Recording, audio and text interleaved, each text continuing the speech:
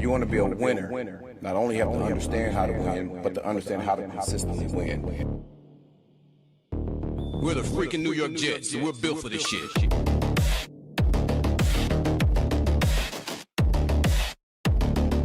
That's our brand of football.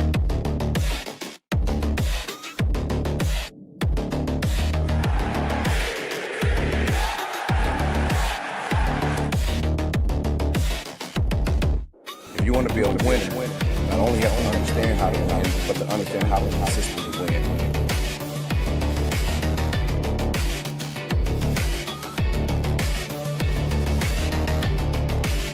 We're the freaking New York Jets, and we're built for this shit. That's our brand of football.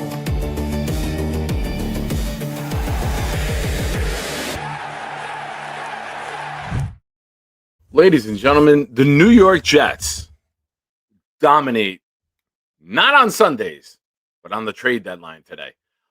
You've heard the news. You've heard the moves. I'm going to give you my takes. It might differ from what you've been hearing elsewhere, whether national media, radio, Twitter. Stick around. We got Blitz BK, and we're going to fire this baby up. It's shine time before prime time. It's election day. Your boy's off. It's going on 2 hours of sleep because I had to work till 7 o'clock in the morning. Let's party. Blitz, hit it. It's got me.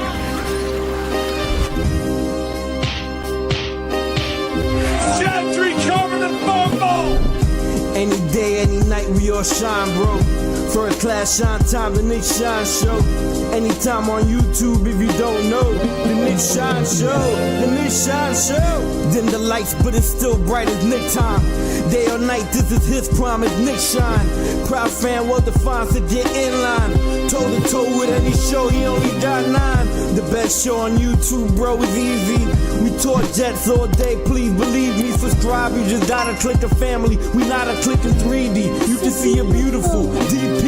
We see through the fake teams and the tea leaves.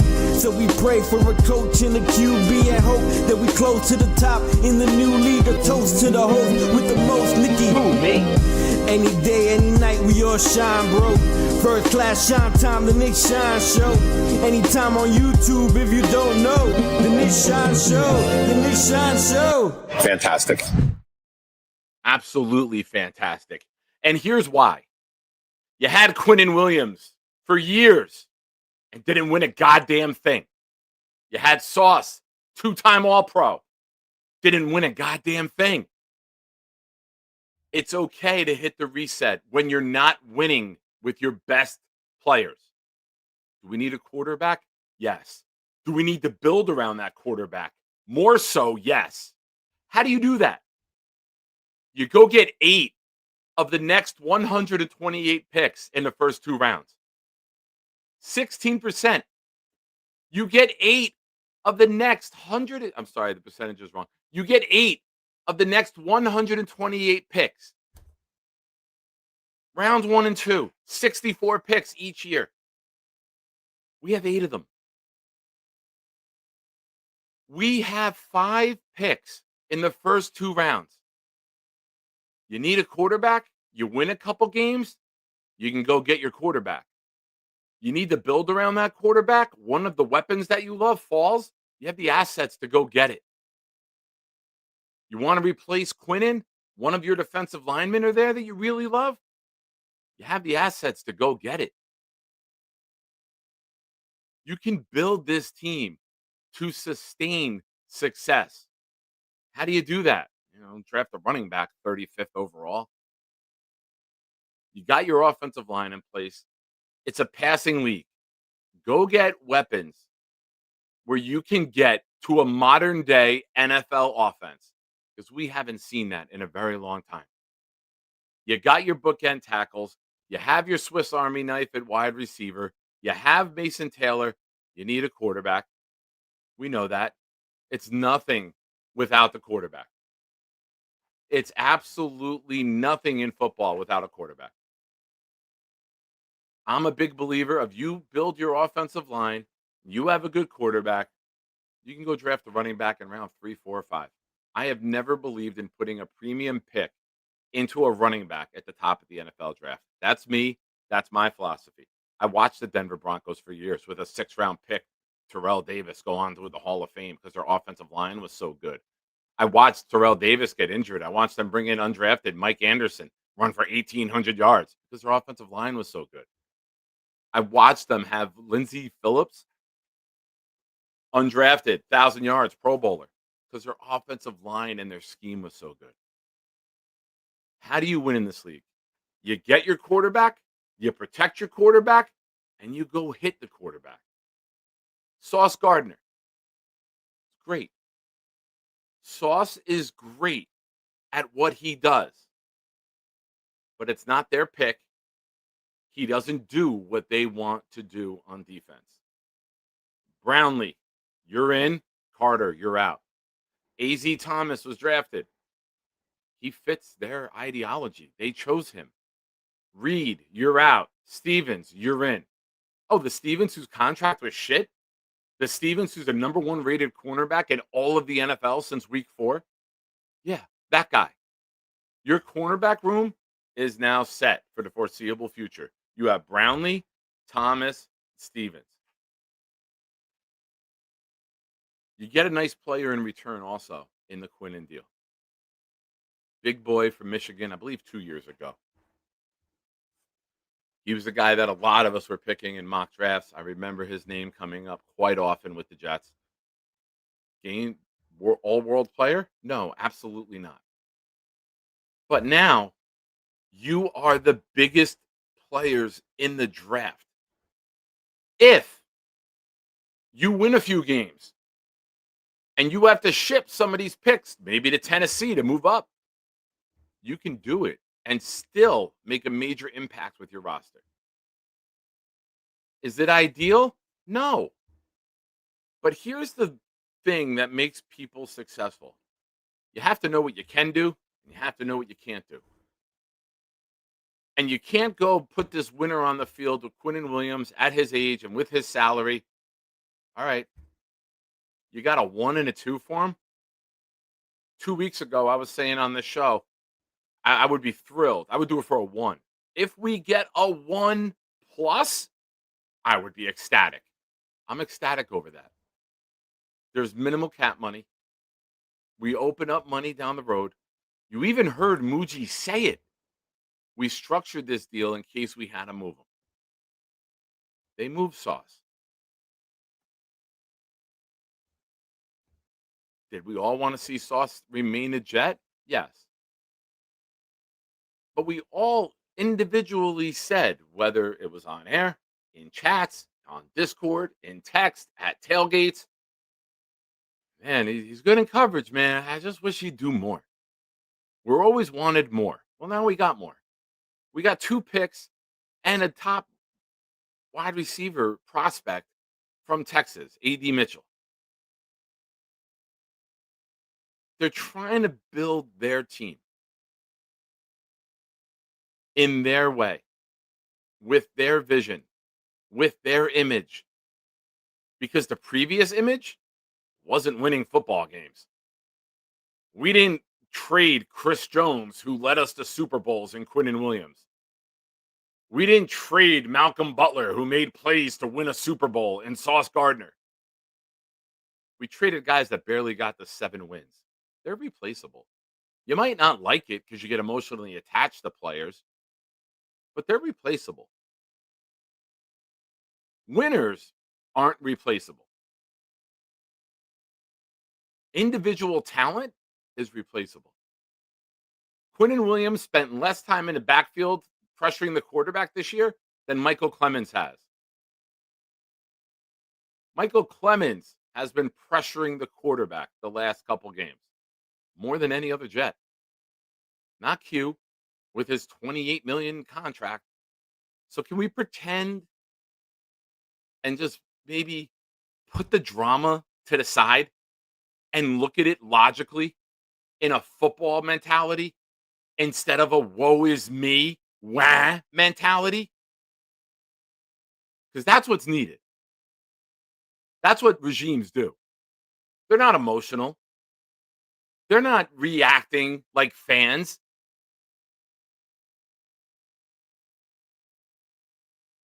Did we win anything today? No. We won't know for quite a while how this plays out. I do love the structure of the trades. I do love that they get Dallas's 2027 pick, or they have the option. They get the highest one. Forgive me. I do love that they get two twos this year and two ones. I do love that in what multiple scouts, Matt Miller, um, who's the other one? He was on oh man, he did ESPN for years with Kuiper. He left ESPN. My God. Todd what's his name? McShay. McShay and Miller both said the 2027 draft class could be an all-time elite draft class. Thank you, Kyle Clifton and Kings of Kings. My mind went blank there. And David, appreciate you guys. You go get your quarterback this year. You build your structure. You got Quinnen. You got Garrett. Forgive me. Bye, Quinnen. You got your offensive line. You have the ability now to really add to those pieces in year two. That 2027 wide receiver class, if you don't go get one this year, because say we pick fourth for argument's sake, right? You have number 4. You have and here's what we should all be doing. We should all hope the Colts lose some games. We should hope that the Colts don't have a bye. And we should hope the Colts get knocked out wild card weekend. Because if you get knocked out wild card weekend, you're picking anywhere from 18th to 24th. If you get knocked out divisional round weekend, you're picking anywhere from 25th to 28th. Championship losers, 29 and 30. Super Bowl, 31 and 32. So we should all be rooting against the Colts to be the Colts that they were on Sunday. Daniel Jones, clock struck midnight, slippers off. You're back to being a New York Giant. You're back to 6 turnovers a game. That would be great Jet luck. We had some luck a couple years ago with the Seahawks when we got Garrett Wilson. They were losing a bunch of games. I think they ended up 6-10, 6-11. 6-11. Stop that shit. So there's opportunities for these trades, to even get better. Worst case scenario, Colts win the Super Bowl. Do I believe that? No. You have number 32. You have 4, you have 32, and you have 36. You have 3 of the top 36 picks in the draft.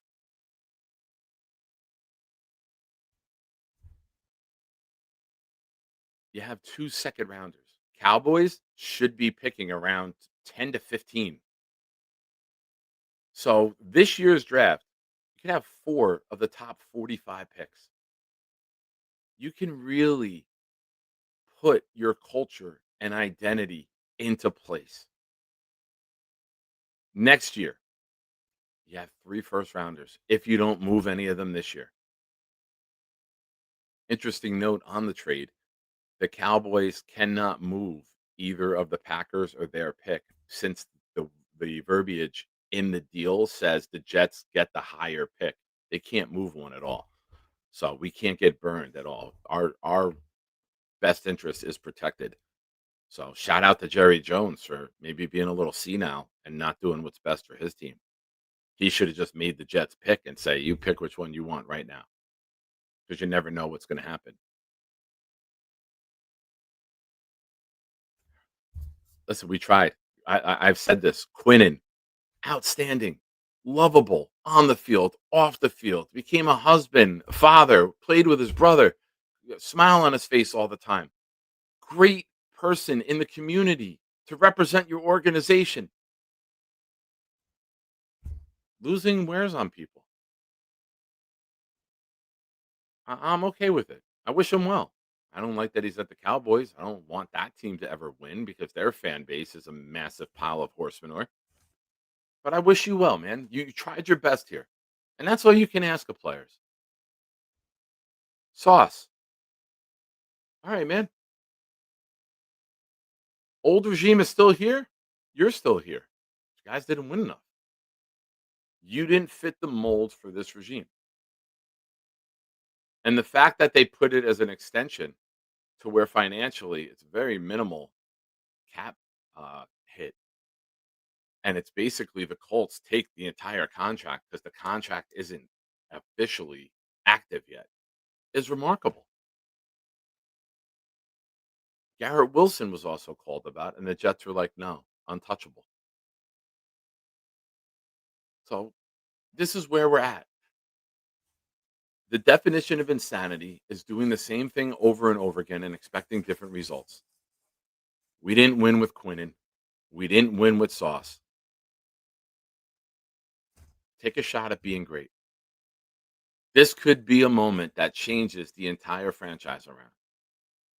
This could be the ammunition that we need to get over the hump. This could be the draft capital that we need where we can make every goddamn move we want. Get the quarterback? Good. Garrett's not enough. We need another wide receiver. We're going to take the Cowboys pick and our Colts first rounder, and we're going to move back up into the early teens to get the wide receiver that we want to team up with them. We're still going to come out with 3 of the top 36 picks, but we're doing it on our terms because we're going to run the draft.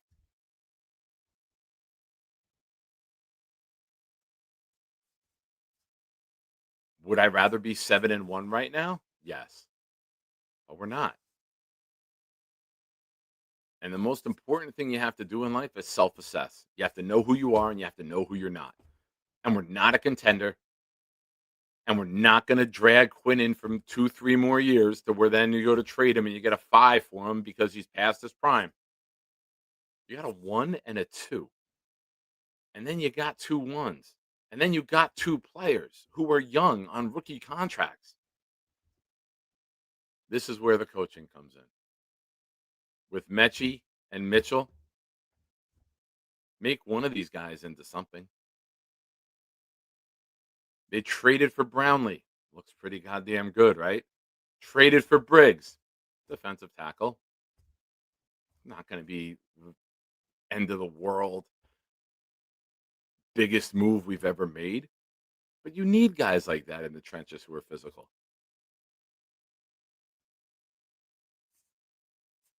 Tom, I'd just like to tell you, my friend, it's okay to do both. It's okay to do both.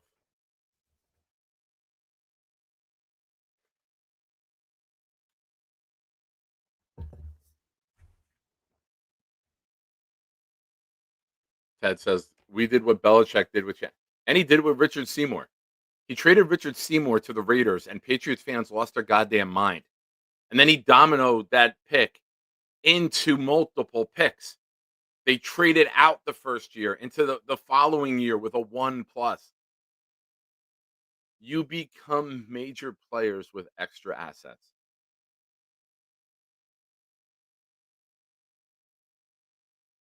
I don't like the situation that we're in where we have to make these moves, but I like that they did it.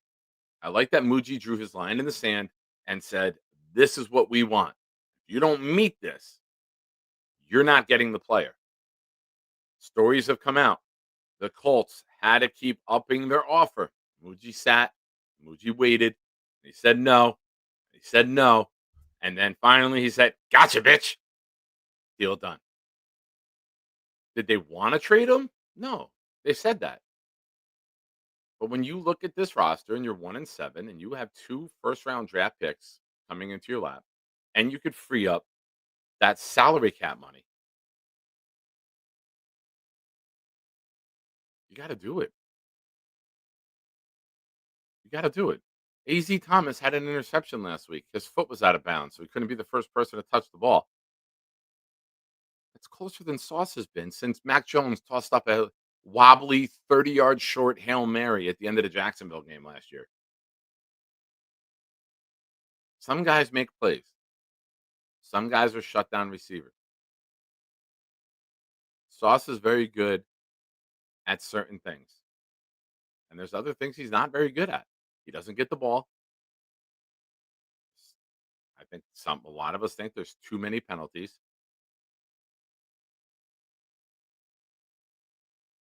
So we'll see. Again, another player said the right thing, did the right thing, had all intentions of staying here for his career, signed the extension, built the house here, or bought the house and built the pool here. It's professional sports, guys. When you're winning, you still don't keep everybody. Tyreek Hill to the Dolphins during the midst of a legendary run by the Chiefs, and they were like, "Nah, man, gotta go. See ya." It happens. You don't keep everyone. Dodgers just win the World Series. They won't have everybody back.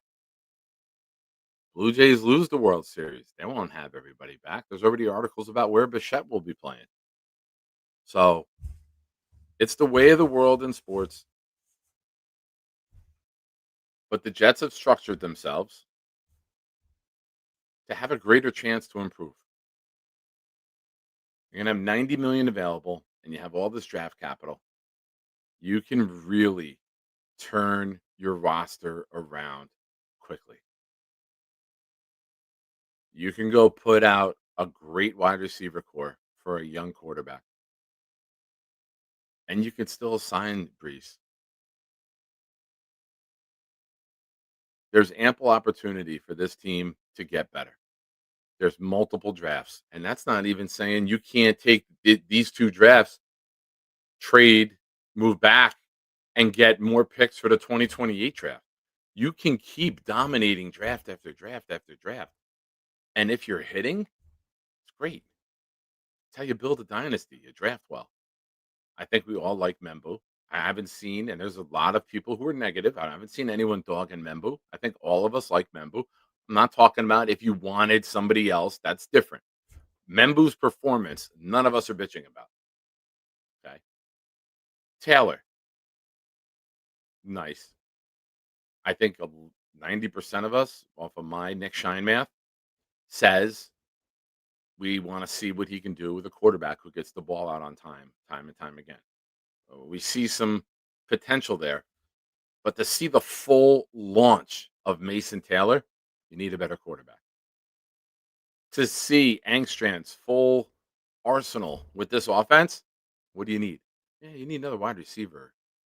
You need another top wide receiver. Jefferson has Addison. Chase has Higgins. Brown has Smith.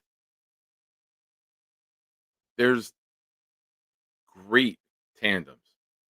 Devontae Adams and Puka are together. You got Cooper Kupp and JSN up in Seattle. You had Hill and Waddle together. There's great wide receiver tandems. Let's find someone who may even be better than Garrett or does a lot of things that Garrett doesn't do and team them up with Mason Taylor, with this offensive line, with a dominant run game.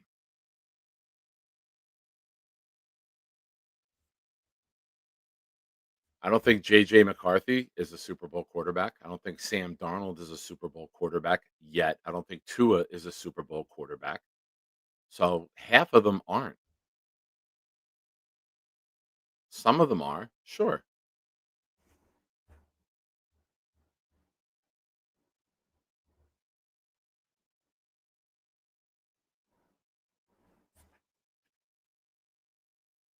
But in order to get that Super Bowl quarterback, you got to give him the ability and you got to give him the arsenal so he can be at his best. How many times has this team drafted a quarterback throughout the years?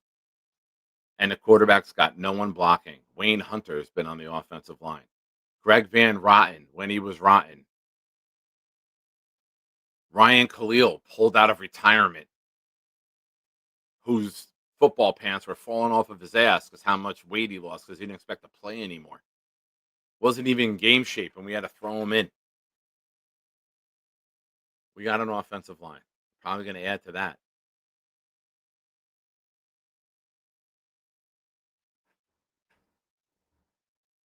And I've said this over and over and over again, and I will say it again. The sins of the past of the New York Jets are not Glenn and Muji's fucking responsibility. It is not on them to erase our pain. It is not on them to erase the failures of past regimes. It's on them to build it from last January forward. That's their job. can't make 2013 go away. You can't make Fitzpatrick's 4 interceptions go away in Buffalo. You can't make McCagnon's awful spending in free agency go away. That's not their fucking job. Stop expecting it to go away. The past is the past. The past can't be changed. Stop fucking crying about it. It gets you nowhere. Focus on down the road. Focus on what can we do to get better.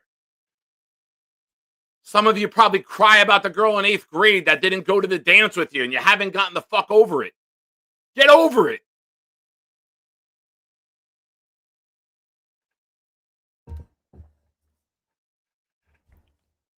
Muji and Glenn are the general manager and the head coach of the New York Jets. Until they're not. And as long as they are, I'm going to root for them to succeed. I'm going to root for them to make the right picks. I'm not going to create Allen doomsday scenarios about when and how the fuck they're getting fired. Because why the hell would I be rooting for the team if that's my mindset? I'm waiting for you to fail. Fail so I'm right. What the fuck is that?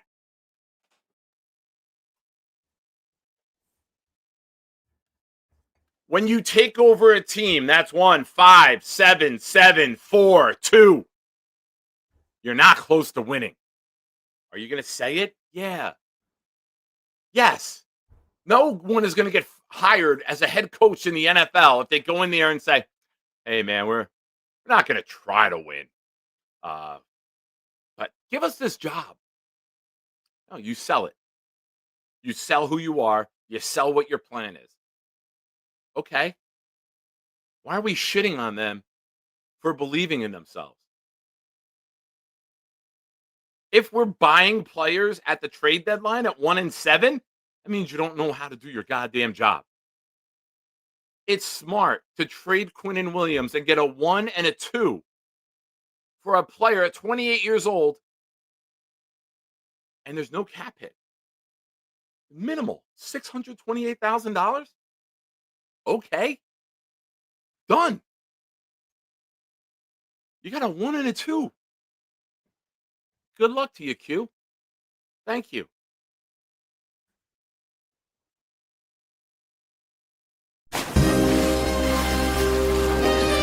It's got beef. Gentry cover the fumble. Any day, any night, we all shine, bro. First class shine time, the Nick Shine Show. Anytime on YouTube, if you don't know, the Nick Shine Show, the Nick Shine Show. Dim the lights, but it's still bright as Nick time. Day or night, this is his promise, Nick Shine. Proud fan, well defined, so get in line. Toe to toe with any show, he only got 9. The best show on YouTube, bro, is easy. We talk Jets all day, please believe me. Subscribe, you just gotta click a family. We not a click in 3D. You can see a beautiful DP. We see through the fake teams and the tea leaves. So we pray for a coach and a QB and hope that we close to the top in the new league. A toast to the host with the most, Nicky. Who, me? Any day, any night, we all shine, bro. First class shine time, the Nick Shine Show. Anytime on YouTube, if you don't know, the Nick Shine Show, the Nick Shine Show. Fantastic. I don't know. I guess StreamYard just decided to black out my camera in the middle of a rant. And yes, Blitz is pretty damn good. So I don't get it, guys. I don't get it.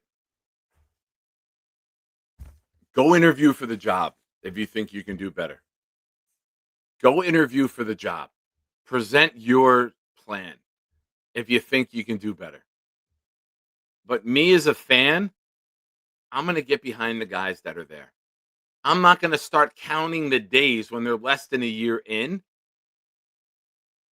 to their demise. I'm not going to build Allen narratives. That's an Allen narrative. When these coaches get fired, the next coach I want, that's Allen talk. None of you want to talk like Allen, so don't do it now. Most of you roll your eyes. Some of you paid to put him in the hole. Don't talk like him. Doesn't make sense.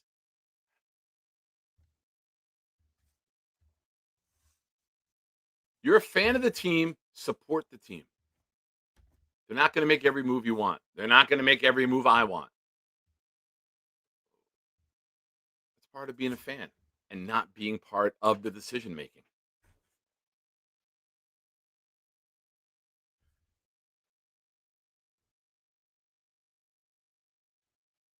Listen, everyone's going to react differently. Everyone gets emotional ties to players. I get it. I don't. I don't rock jerseys. I root for everything is team gear for me. So I want the team to win. I don't care if there's 53 lesbian midgets on the fucking team. I'm going to root for them because I root for this. Also, I would love to be in that locker room. Cheers. Ladies and gentlemen, you're watching the Nick Shine Show. Hit the like button. Subscribe if you haven't already. I think this is a good day for the future of the New York Jets. I do. I think this can be the turning point of this organization because that's how I view life. I'm looking for that next great thing to happen so that life can get even better. I'm looking for that next big thing for the Jets so that they can get better. Could it get worse? Sure. We have one win. But you know what? Mock drafts are going to be lit. How much fun was it as a fan going into the 2022 draft, having 4 of the first 38 picks? We were loving our life. It was so much fun. Well, we're going to have a lot of fun with mock drafts in the next 2 years, whether you do it privately or whether you do it publicly like Tom Ace does in front of Madison Square Garden. Carly sends me pictures. I know what happens out there, Tom. You think no one's watching, but they are. They are, Tom. But folks, here's what we got going on the channel.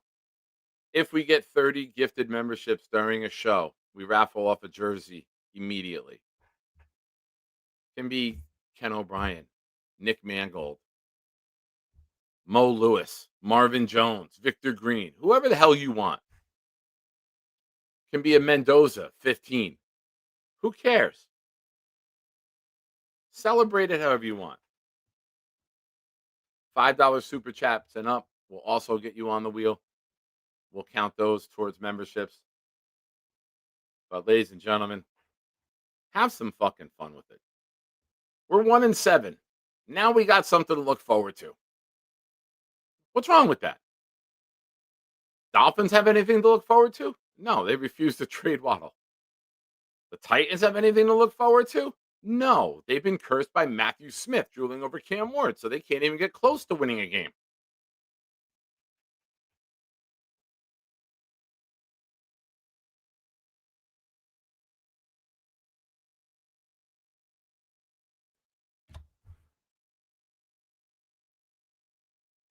I pinned the call-in link, ladies and gentlemen. Feel free to call in. Nate, feel free to go do something else, man, because nobody gives a shit about your look at me drama in the chat. Get a fucking hobby.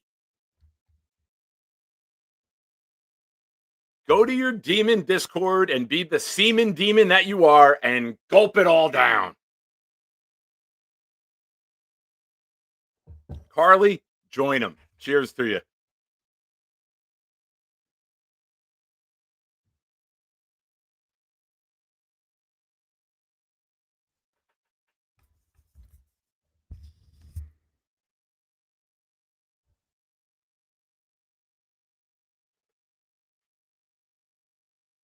And I respect the dirty cooch. I don't want to touch it.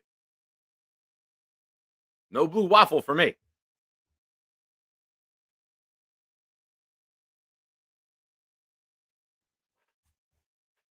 Listen, you're 1-7, guys.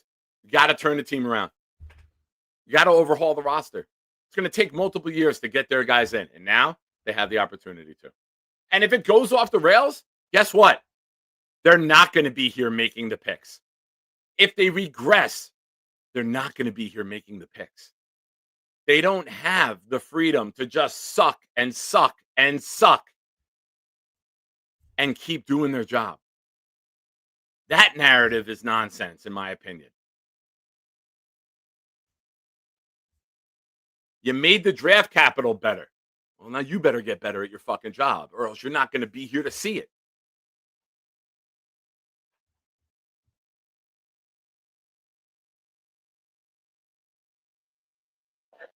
Hello, sir. How are you? Ready for the war? Are you ready for the war? Look, Shine. Now, trades, amazing trades. Fucking awesome trades. I'm not mad at the trades. Trades were Did you great. expect a 1 and 2 for Quinnen? Muji did an amazing job today. Yeah. Golden Did you fleeced expect a 1 and everybody. a 2? We thought a No, 1 and a no, 4 would be great, no. right? We got 2 extra picks for 2 players that weren't worth what they got traded for. So like trade wise, amazing. Golden fleece trade. He raped them. He raped both of them, Dallas Yeah. and fucking Colts. All right, that's not my problem. My problem is this is still the same staff, and it's not like we saw something through these 8 games to be like this staff is going to get new talent, younger people, and make them good. They're All right, hold on right inept. there. Hold on right there. Okay. Brownlee, Yeah, you add a good Embu, you add a good player to a shitty Briggs, scheme. It's still a shitty scheme. Taylor, If Wilkes was this good, A.Z. and this is Thomas, the thing that kills me when Malachi people do Moore. this. So look, we're Like, they getting we're drafted get, and brought in a lot of and, guys and we're still getting destroyed with all those players that you named. They still haven't learned what they're because we're supposed to getting learn. rid of the old guys that don't fit what they want to do. Michael Look, Clemens is not part of the long-term plan. it's a Quincy cop out. Williams is not part of the long-term plan. It's a cop out. Cisco is not part of a long-term plan. Look at the Patriots from Lazard is last not year. part of a long-term Look plan. at the Patriots from last year. Vrabel went and took over that team. Didn't change that team over a lot. That And they team beat last 6 teams that have 2 wins or less, dude. They have 1 win against a winner. They beat Buffalo. Other than that, they beat the Titans. They beat the Dolphins. They beat they the still Saints. They won the beat the games that they were Browns. supposed to win. They're They a still won the games that mid-team they were beating supposed to up win. on shittier teams. Can we do that? No. No, not until you get the quarterback right. No, because if we had a quarterback, we Who would have beat the picked this Steelers. We would have quarterback, beat the Nick? Dolphins. We would have beat the Bucks. Nick. Who picked the staff? This is what I'm asking. I'm not saying the trades. You're stuck on the trade. I'm not talking about any of that. The No, I'm coaching talking staff about that the we roster picked. as is, like you challenged. The coaching staff that we picked. Do you think Wilson is a good DC? Can you honestly say here and tell me I that think he that has guy is? flashes. I think he has flashes. He's not consistent enough for my liking. He's not. So if He's if not you were where to he rate should him be. in the 32 teams by what he's done on our team this I year, don't where would you? I can't do that fairly because I haven't watched all 32 other teams play week after week. So Okay, I can't fairly answer that. let's yeah. I gave you my honest answer. He's not Okay. consistent enough for From my the liking. teams that you've watched play, where would you rate him? Is he top 10? Is he top 20? Or is he in the bottom half of No, of the he's NFL? probably somewhere between 22 to 28. So in the bottom half. Yeah, he's All bottom right. third. All right. Yeah, he's Okay. bottom third. From our head coach that we've seen so far, what would you rate him? Which coach? Our head coach, AG. What Our would you head rate him? coach? Oh, he's bottom 10. Yeah, he's the bottom Okay. 5 probably. Until he All starts right. winning, yeah, you're down in the bottom. Put trades aside, right? I love the trades that we did today. Muji's up. Muji's killing it right now. I would keep Muji. Yeah. What we've seen, right? If we go now another The draft, 1-8, the trades, and now the future capital that we no, have. no. But I think here's you my have to be question. very happy with Muji. Here's my question. If we go if we win one more game for the rest of the season, and we look horrible, still inept on coaching, still not making the right decisions in the right spots, are you still happy about this trade? Are you still happy that these are the guys that when they had Sauce on the team didn't realize how Sauce was going to play and thought Sauce was going to play different? They And then did he realize doesn't it. fit That's the why they mold. structured the contract to where it was tradable. They did Right. realize he might not fit. That's why we finally have our answer as why did they draft A.Z. Thomas when Deion Walker was on the board? We All right, finally then- have our answer Then why as do we to have why Fields? they made this move. Why do we have Fields? Because there was no one else that they wanted to run their scheme. They thought So- they could make Fields work, and he hasn't. But All right. he has the mobility that they want to have in that system. And in their opinion, at the time, it was better than Daniel Jones. We knew Sam Darnold was never coming back here. They knew Jones didn't work in this market because they saw what he was doing here firsthand. And I think that they thought, and a lot of us did, Fields was the best of a bad bunch. There was no Jared Goff, Matthew Stafford trade available out there. And you know what? This, If Fields is the bridge that gets you to your franchise quarterback, yo, I'm gonna be whistling Dixie going across that bridge, yeah, man. but you're saying it like we're gonna get our franchise.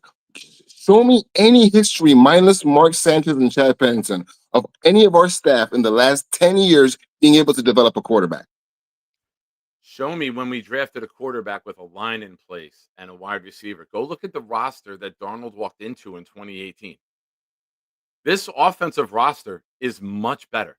If Uh, we don't even make additions in the offseason and we bring in a rookie right now, So, it's so, going to be so something better than Zach came into, than Sam came into. should this team be 1-8? Like, No, no, should this team only have 2 wins throughout this whole season?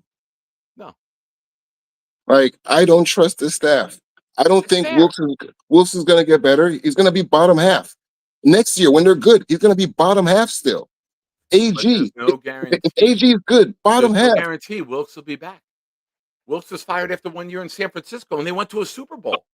There's no guarantee they're going to be The, back. the, the coaching staff is not good, bro. And I get what you're trying to be positive about the trade. Yeah, be positive about that. But you should still have the right to shit on what you've seen over these 8 games. These I 8 games have have been shit on it. yeah, but that doesn't change because Muji made some plays now. It AG is doesn't. still a bad That's coach. why I said right before you came on, there's no guarantee that Muji, and I think Muji, but if Glenn is the Glenn that didn't know how to manage the clock, if we're losing games because of Glenn, there's no guarantee that he comes back for these next 2 years. That's So not given. That's not a narrative I want to push. we Because if you go lose. 1-16 and you look like you can't handle the job and you can't handle the media and you can't handle your locker room and you had that one win, there's no guarantee that you're coming back.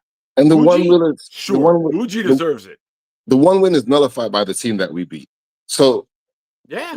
with the team that we have now, right? Like nothing's really changed. Garrett didn't play, and Quentin wasn't playing because Quentin wanted to be traded. So nothing's really changed on the defense. Like if Quentin wasn't playing at his fullest, he's going to be whoever they plug and play Quentin with. So if the rest of the season we're still dog shit, like this guy should not be the person that gets to pick our quarterback based upon who he's picked. He picked Brady Cook and he picked Fields. So far, both of those He players didn't pick don't Brady look good. Cook. Brady Cook was an undrafted free agent.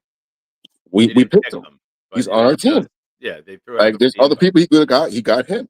So if by those 2 people that you have on the team, like why would and they're not good, why would I now trust you to pick the second set of players on my team with a bad record? That's what I'm looking at when I look at this.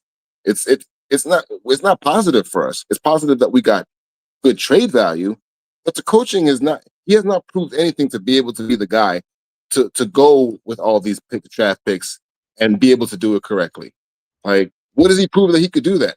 Like, Muji could do something. I don't believe in Glenn at all. I don't believe in Glenn or Wilkes at all. And if the second half of the season is going to be what it is, then you're going to have a lot of people that's like, yo, if you suck, you suck. You know what I mean? That's what she Like, said. and he hasn't been good. So when you're getting in the chat telling people to be like, yo, relax, like they have a right to be annoyed because you have a Yes, coach you that's do. bad But having crying a about whole the bunch last of picks. 15 years isn't going to change the path Yeah, of but it's not. This isn't about the last 50. This is about to this a year. lot of fans it is because it's their go-to line. No, I'm about this year. The last years we went through that trauma. This trauma is altogether different because he told us we were going to win games. We're not winning games. Now he trades away people, and we rebuild the team. I don't even care about the trades. Like I like Sauce and I like Quinn, but the trades don't bother me at all. It's who's in charge that's going to pick these other people that's supposedly going to be to a scheme that we haven't seen yet. They haven't shown us that they have a scheme or an identity to all these games. So now, like the second half of the season, are they going to show us that, or are we just going to be like, oh, okay, we just have to trust in Glenn? Like I'm not trusting in somebody that showed me that he's not good, and so far he showed me he's not good, and now he's in charge of 3 years of our future. The That's trades don't infuriating. make Glenn a better coach. The trades don't guarantee Glenn to be here. I think the trades speak to Muji. I think the trades Glenn still has guarantee to that show Glenn's his going to worth. be here at least another I 2 agree with years. you with that. Like But Instead of arguing, I need your opinion on something that just got sent to me. Okay. The Colts gave us more picks than Sauce ever did. Thoughts? Yeah, everybody's had that joke. You know what I mean? I I'm just not got it mad. sent to me. I was with my daughter and driving, and this is the first I'm seeing it. I'm not mad at trading a hurt player technically for 2 first-round picks, dog. Like that's a great haul. Like Muji fleeced them, and then you got rid of Quentin, who Quentin wanted to leave. Like nothing that they did today really shocked me to where I was mad, like Jake was. I'm not mad about any of that. I'm mad that this is the guy that we have to do this with. If this was a 4-4 season and he did this, I would feel much better. I would feel much better about it because You it's a feel better 50-50 shot. trading the players away at 4-4? Yeah, I would. If they don't match your scheme and that's the You're reason why you're four and getting four rid of them, though. or they Then want you're us to leave, buying, right? You're buying to try to make a wild card push if you're yeah, 4 and yeah, 4. You wouldn't be selling off. if they don't fit your scheme, and that's the reason why you got rid of them, then they don't fit your scheme. Quentin didn't want to be there. You let Quentin go. If a player doesn't want to be there, he's not playing 100%. Let him go. Like I have no qualms with the trades. I just have a qualm with the guy that's in charge of all these plays. And now Wilkes is going to be calling a defense we're supposed to trust Wilkes to teach these guys how to play his defense correctly. When in watching tape, what I have learned, they should trade Sherwood. Trade Sherwood should be gone. Move Brownlee to linebacker and go get under safety. Because Brownlee's playing linebacker anyway. Like that's Sherwood is a and Yeah, but he for them broke up for them that pass pretty nicely like a cornerback though at the end of the Bengal game. from late, reacted late to the ball, wasn't where he was supposed to be, and athleticism is why he made that play. Not understanding where he was supposed to be. Had he knew where he was You supposed to still be, want that in your cornerback though, right? If your corner missteps, guesses wrong, you want that closeout speed. You want that recovery it, speed, right? you want that. But he needs to know where he needs to be at the same time and understand the defense because he don't understand the defense yet. And you're going to see, watch the Browns play defense this week and watch how we play defense this week. Watch linebackers that know what they're doing and command the defense because that's what makes the Browns Yeah, so good on I'm defense. sure. You know what I I'm mean? sure they've had multiple years in that scheme. They've built it. They put premium picks into it with Garrett, with the corner. You know, they traded this year. They traded back and made out getting Mason Graham. You know, they got to really. If they put pieces into their offense, they might be able to score on the regular, but that's not what they want to do. There, they thought Shador, I Stefanski can already, make everybody great. I already called it. Shador is going to start against us. No, Shador won't start. I think Buffalo Jet fan said it perfectly that Gabriel will go out, suck. Shador will come in, have that like Baker Mayfield, like NFL debut where he goes for multiple touchdowns. Yeah, yeah. I don't even want to go. I'm Gabriel hoping I have gets to work Sunday. Gabriel's on the same thing that we had Fields on when we bench Field and put in Taylor. It's looking exactly the same way. So Gotcha. for everybody expecting to see Shador, who's better to unveil Shador against than the New York Jets, bro? You're gonna unveil it to the team that It's the just only way they'll get people to care about this game eh, nationally. highlights and highlights on the Yeah. Jets. Here are the highlights from a 6-3 game in New York on a And clear sunny day in the NFL. It's gonna it be like should an be Army interesting. Navy game. It's gonna be disgusting. So at this point, do you start Fields or do you start Cook? I start Fields. How do you Why? not start the guy after coming off the win? Yeah, but why He though? played well. He played well. He played within your scheme. He had 500 yards of offense. Why would you change that? To Yeah, throw him but out there against Miles Garrett. that I against It's that's gotta be Fields. To me, that would be asinine on Glenn. I know it's the Bengals. I know their defense sucks, but you wanna build momentum in this league. And if you have 500 yards of offense and you have 39 points and you had a rhythm with the quarterback and the play caller as the game went on, you would be asinine. That's like fireable dumb shit, yeah, in my but opinion, you to know change that it. that's Now, not if going to Fields goes happen. out there and plays horrific, all right, he didn't carry it over. He What are the didn't take it chances of Fields playing terrific this weekend? terrific against Cleveland. No, All right, good against Cleveland. game manager. Hand the ball off, run it a total of 40 times, move out of the pocket, third down, 3rd and 4 conversions in short. Hope to get those. Get a touchdown and 2 field goals, and you hope the race is to 13, and you hope that your defense can do to Gabriel what many other teams have done this year. I think the Dolphins are the only one not to hold them under 13. You believe in Fields to go out and beat a good defense. I believe in Fields over Cook, 100%. All right. Do I believe in Fields to go win the game? No. But I would like to see if maybe something clicked between Engstrand and Fields during last week's game and they build upon it. He goes out there and it's the first half against Carolina. All right, man. Good try. We tried with you. You got your chance because Taylor was hurt, but now you got to go. He's on his third team. All right. This is who he is. Darnold's on his fifth. Darnold has been good since San Francisco. Mayfield might be on his fifth. Kyle Shanahan said Darnold was good. When Baker Mayfield went to Carolina, they said he was a great quarterback. No one's ever said that about Justin Fields. So, like, the belief in Justin Fields is just insane. Have you talked to his mama? Have you talked to his mama? I know she believes I mean, after the game before, I guarantee he wouldn't have said that. Like, yeah, he's been dog shit today. Yeah. Right? He played like dog shit today. Sat in the pocket and got scared. Either way, man. Like, I'm not happy with our coaching. So I know that, but I figured maybe you'd be happy about getting the haul. I'm happy that we got a haul. It's like getting a whole bunch of candy for Halloween, and the person that's in charge of the candy is not going to pass it out right because it was a big bully. So he just going to get all your candy stolen. You got PTSD from last week? Do we got to dig into this? Yeah, you heard what happened? They left you all the crackles and the Hershey bars and all our candy, bro. Glenn is not sharing our candy with us. You know what I mean, like, so the second half of the season, he needs to do something because right now, worst coach in football. Hard to argue that. Can't. And even if you want to be positive, you can't. So Sure. he's got a lot to show. He still has more than half the season to show. But if he regresses, there's no guarantee he gets the role going forward. I think he's going to be our coach for 2 years, and we're in for misery for 2 years. I think he will be because I think and I hope he'll improve. I can't just automatically write it in. You know, there's 9 games left. If you're making poor decisions, if you cost us multiple victories, then we got to reassess it. What if he does? What if we just lose the rest of the games for the season? And it's not on we bad. Don't have to trade up to get the number 1 pick. Yeah, and it's not on bad decisions. Sweet nothings into my ear. I'm game. It's not particularly on bad decisions from him. Just the team sucks, or maybe he lost the locker room in some way. Costing us games and not being able to win games are 2 different things. Either way, would you want that to be the person to pick your draft I like picks? the draft. I mean, I like the draft that Muji had. I do. I like the draft. I like the trades that they made. I'm curious to see what Mitchell and Mechie can bring to this on top of Smith. I'm curious to see what the guys they're acquiring are doing. Yeah, I'm not judging them on Clemens. I'm not judging them on Jesus Christ, my mind just went completely blank. On Adams. Jeremy Ruckert.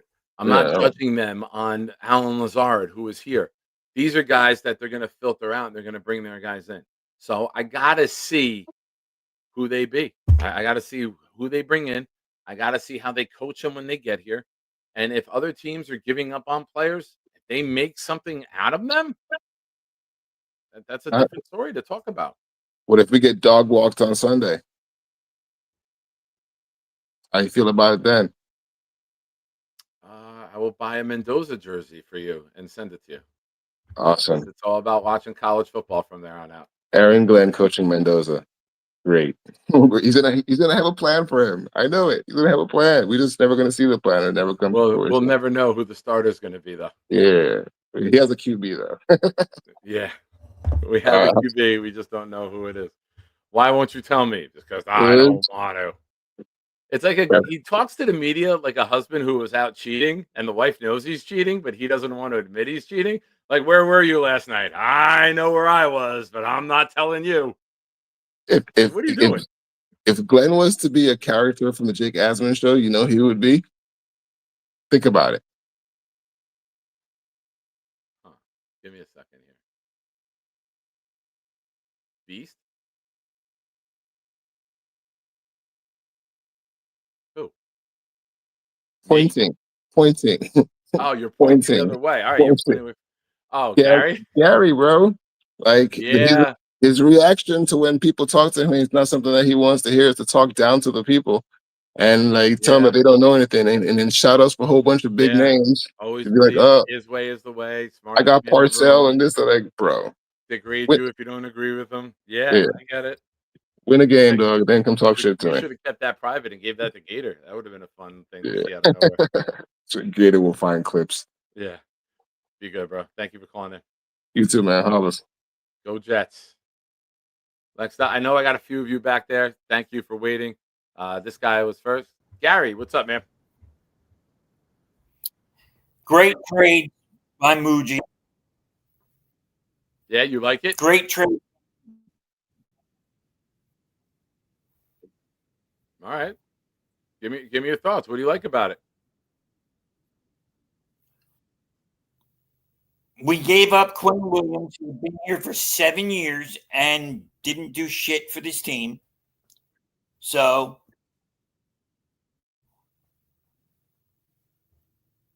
Okay. getting rid of Quinn.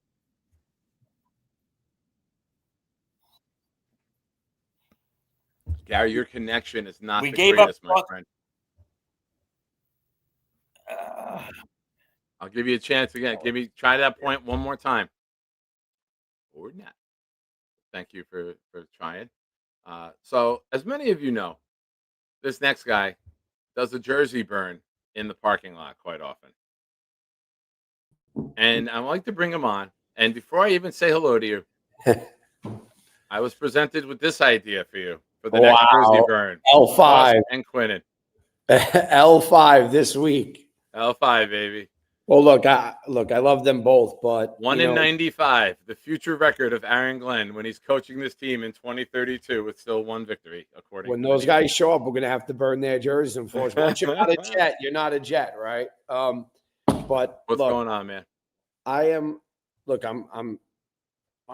unhappy to see them go, but I've watched Sauce get burned so many times this season by some guys that he should not have got burned by. I think obviously Quinn was going to leave anyway. So we just got paid like a Michael Parsons trade right there. I am so happy that we are going to the draft with these picks. Nick, how exciting is this going to be at the draft? We were not winning with these guys as good as they are. Yeah, no, you're right. And shout out to Jay Graves. I missed this earlier. She's been a member of the channel for a year. Draft weekend getaway is going to be fun as hell this year. We might just have to stay away for the full 12 months until next year's draft, Dave. We might just all have to live together for the year. I'm getting ready for the draft. I already made a few calls. We already booked our room, and the New York Jet fans will be invading Pittsburgh. That is going to be wild. I was thinking that we would invade if we had first round pick, but now we have a lot of picks, so we don't even need first to invade, because the draft is going to be all about the Jets and what the Jets do. Who do we trade for? Do we trade back? Do we do this? I'm just excited as a fan to see there's so many incredible rookies out there right now, just watching some of these guys, that I'm excited, Nick. And I think today was a great day. And I think Muji's incredible. And Black Gypsy, man, that guy is a football mind for sure. And I understand why he doesn't like AG. But I think I love talking ball with him because I consider myself to be someone who doesn't think.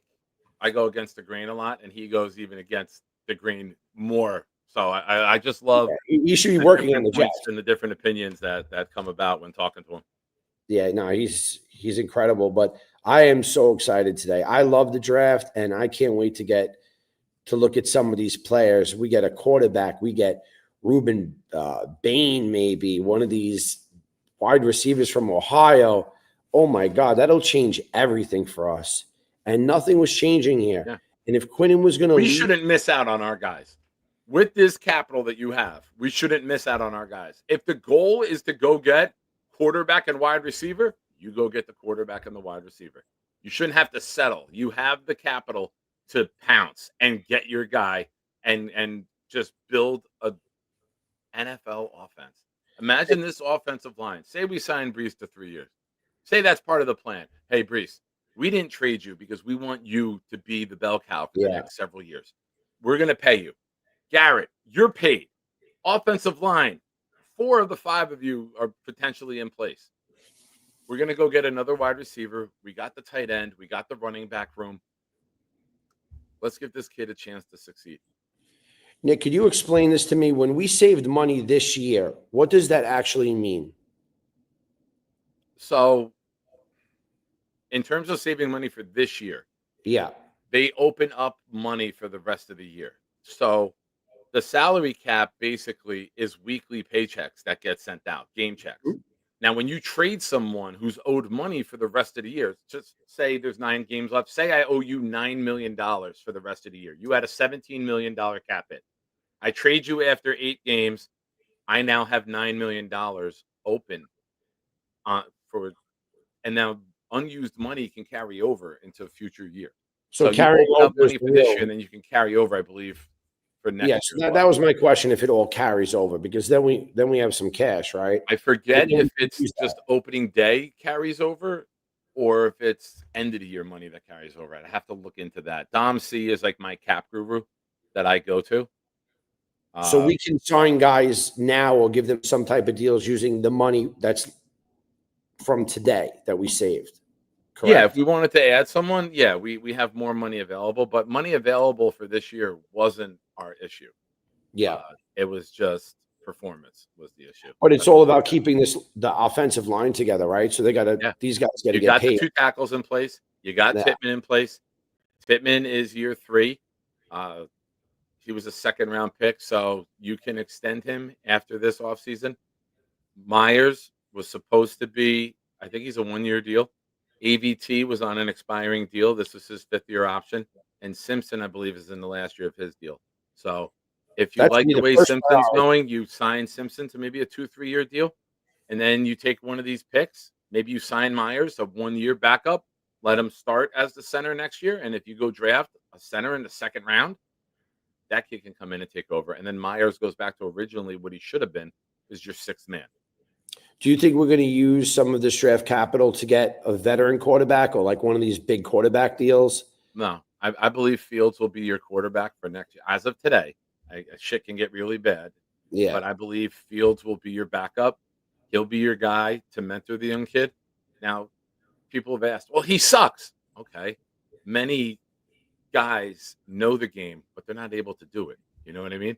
Tom Sure. Brady, Peyton Manning, they leaned on guys, on their backups to talk to them. What did you see? Did I miss something?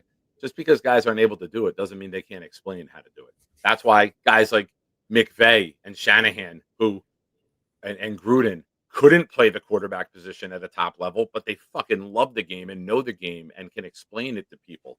So there's plenty of opportunity and there's plenty of time to see how the 2026 roster is going to shake out. But right now, I just want to see Breece Hall be the guy that we all thought he could be, and then lock him up. Don't let him. Can we get him happy though? Now that he's saying that he wants to leave and he made it public. I mean, that didn't help his trade by him going out there saying that he wanted to leave because then maybe they thought, hey, they can offer a little bit less for him.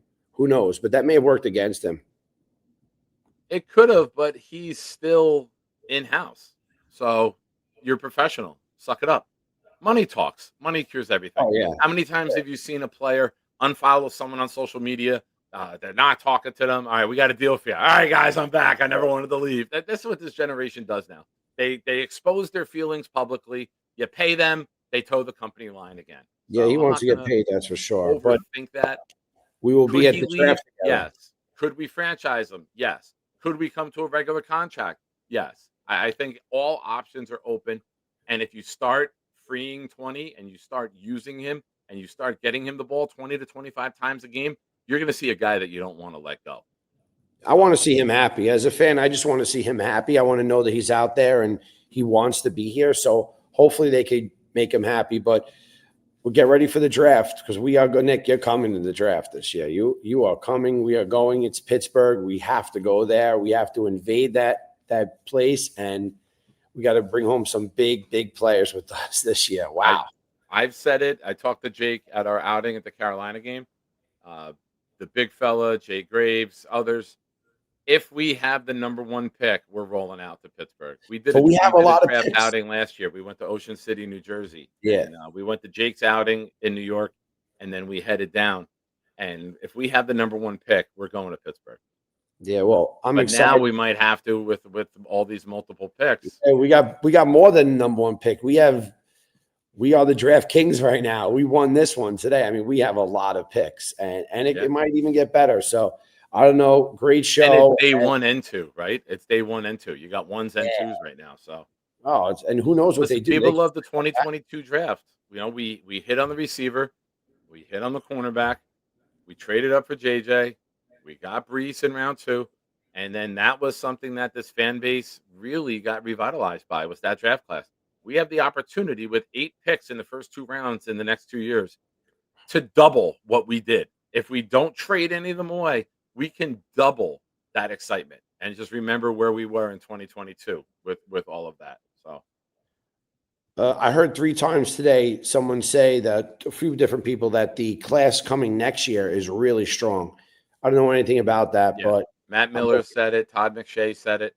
The wide receiver Williams from Alabama, the wide receiver from Ohio State. There are guys that are saying are like generational talents in a very good wide receiver classes the last couple of years. They're saying these guys have been, you know, Williams was a 17-year-old freshman dominating in the SEC. So it's just a matter of we got picks. when he's able. Yeah. I love it. Yeah. Well, have a good day. And the Colts shit the bed next year. We hope the Cowboys shit the bed next year. We have to root against all these guys. That's got to be our mission right now. Yeah. All we need to do as Jet fans is root for them, and they'll lose. Yes, absolutely. All right, man. You have a great day. If I'm up in the air for Sunday, I told them I'll be there. eligible to work. If I come up, I'll come see you. Yeah, we'll be at L5. You got it, bro. Have a good day, man. Be good. And I didn't even mention the hat. Oh, yeah, well, I'm feeling very jetty today. It's tremendous. Forgive me. I was so into the depth in the conversation. I'm like, I didn't even pay attention. I'm just excited. I know the chat would have said to me when I was done, like, you didn't even comment on the hat. I'm excited today. I think today was a big day for us. Absolutely. And all Jets fans should have a big head with the amount of capital that we have. See? That's right. It's filled with money. Hell yeah. Have a good day. Great ideas. Later, bro. All right, man. Be good. Just seeing this now from New York Post. Or no, not a post from Quinnen Williams. Basically, New York will always have a special place in my heart. To my teammates, coaches, and the entire Jets organization, thank you for believing in me and helping me develop on and off the field. To the fans, thank you for embracing a kid from Alabama and showing love. I hit the more button and it clicked over to Twitter. And showing love through every high and low. You welcomed me with open arms, gave me a place to grow. Your energy and passion made every game unforgettable. I'm excited for what's next in Dallas and can't wait to get to work. So, Quinnen, say goodbye the same way we brought you in. Bless you. Thank you. Shout out to Quinnen. I know the call lines are filled right now. I have to use the bathroom. I'm going to play one of our Colts fans, Charles, on a date. If you haven't seen this, enjoy. You're watching the Nick Shine Show. Hit the like button. We'll be right back with more of your calls. Apologize for what? I am in my night. What? What the fuck are we talking about here? It broke my heart when you say Indianapolis. I was like, how could he go for that team? Why are you crying for me? I feel your presence like. My father's been a Jet fan since name it. Now you're letting your dad down. How could you do that to your father? What I do with myself is my business. Do you know what makes fans great? Loyalty, I understand. Sometimes you got to stay as a fan enough with the crap. You got to send a message to the players, the Whose organization. responsibility is it to send the message to the players, Charles? Is that your responsibility? Maybe the coaches. Yeah. I mean, my heart's been broken since Bill Belichick walked out of on us. And, oh my God, when he walked out of that room, I said, holy cow, what's going on? I'm not going to just blame Bill Belichick leaving. I But mean, what do you and Bill Belichick have in common, Charles? To be fair, they've been a poorly ran show, no doubt. But I don't give up on them. I just don't. What are the Colts going to do for you? don't say they don't do anything for me. It's fake love. Stop it with the fake. No, that's just a bunch of nonsense. I think you're looking for quick love. Oh my God. You're trying to find that next fix. Forget about the fake love crap. Do you have a man? No, I'm single.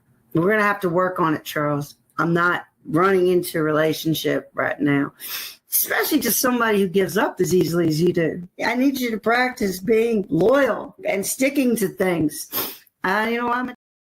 Yes, and not just your bed sheets, Chuck. Ladies and gentlemen, she's been patient. She's been on hold. She's basically cleaned the entire kitchen with as long as I've left her back there. The one, the only, my good friend, Jay Graves. Yeah, my Hey, Nick. homegirl. Homeboy. Yes, How are I you, am sweetie? cleaning. I got this new, I think I talked about it the other day, but I got this new cool tripod thing for my phone so I can do things and listen and see. It's very fun. You like to do things with a tripod. I do like doing things Excuse with me. a tripod. Noted. You know what nobody said about Q yet? What? He is hooking back up with, what was it, Cottonwood, our old Oh, White D-line coach. Yeah, White he's Cotton. gonna be good there. Like, I wish we could have kept White Cotton. I really liked him. He was a great D-line coach. But obviously, with the whole Sala regime, Yeah. they had to throw everybody out. I loved him. So I love Q. He's such a cutie pie. I hope he does well. Except next year, I hope we do bad for our draft pick. But I think he's gonna do big things there. Keeping back up with White Cotton, like nobody's talked about that yet. Yeah. He did really well under him. I think the immediate impact is we're all thinking how it affects us, and Yeah. I think we're rooting for failure for the Colts, for the Well, Packers, for the sure. Cowboys. Like we don't want them to win because we want our draft capital to be even greater. But that's a great point, and then Yeah. kudos to I you. had But such a yeah, he soft played place in my well heart under for him. Q. And the Cowboys were rumored in August to be reaching out about Quinnen, and Oh. I believe they wanted him. They wanted to Parsons for Quinnen with something else. I remember the story coming Oh, up. that does sound familiar. Now that you're saying that, yes, I do remember that whole thing before Parsons got traded. Yes, I do remember Yeah. that. So I mean, kudos to them for not giving up. I never thought we'd get a 1 and a 2. Like to me, you got Yeah. blown away. You have to trade him. It's nothing against Q. I thought if we got people were saying a 2 and a 4. I'm like, if you get a 1 and a 4, great. If you get a 1 plus, that was a win for us. To get a 1 and a 2 on a Cowboy team that only has 3 wins right now, so that 2 could be a very early round 2 this year. Yeah. You just lost to the Cardinals and you're still trading? Like, okay, good luck, man. That's why I was kind of bummed it was a 2 and a 1, not a 1 and a 2. Because who knows what they'll be next year? We know they're shit this year. I mean, like you said, yes, they'll be a high 2, but I'd rather have 3. I know they'll have 3 1s next year, so I kind of want that immediate bang for my buck. But that's kind of like what my point was. That was an afterthought. You guys were talking about him, and it popped in my head. But I came on to say I'm kind of here for the chaos. Like I was in the mindset that we weren't going to get rid of Aaron. I was kind of like, well, it's going to be same old the next 3 years, boring, uncompetitive football.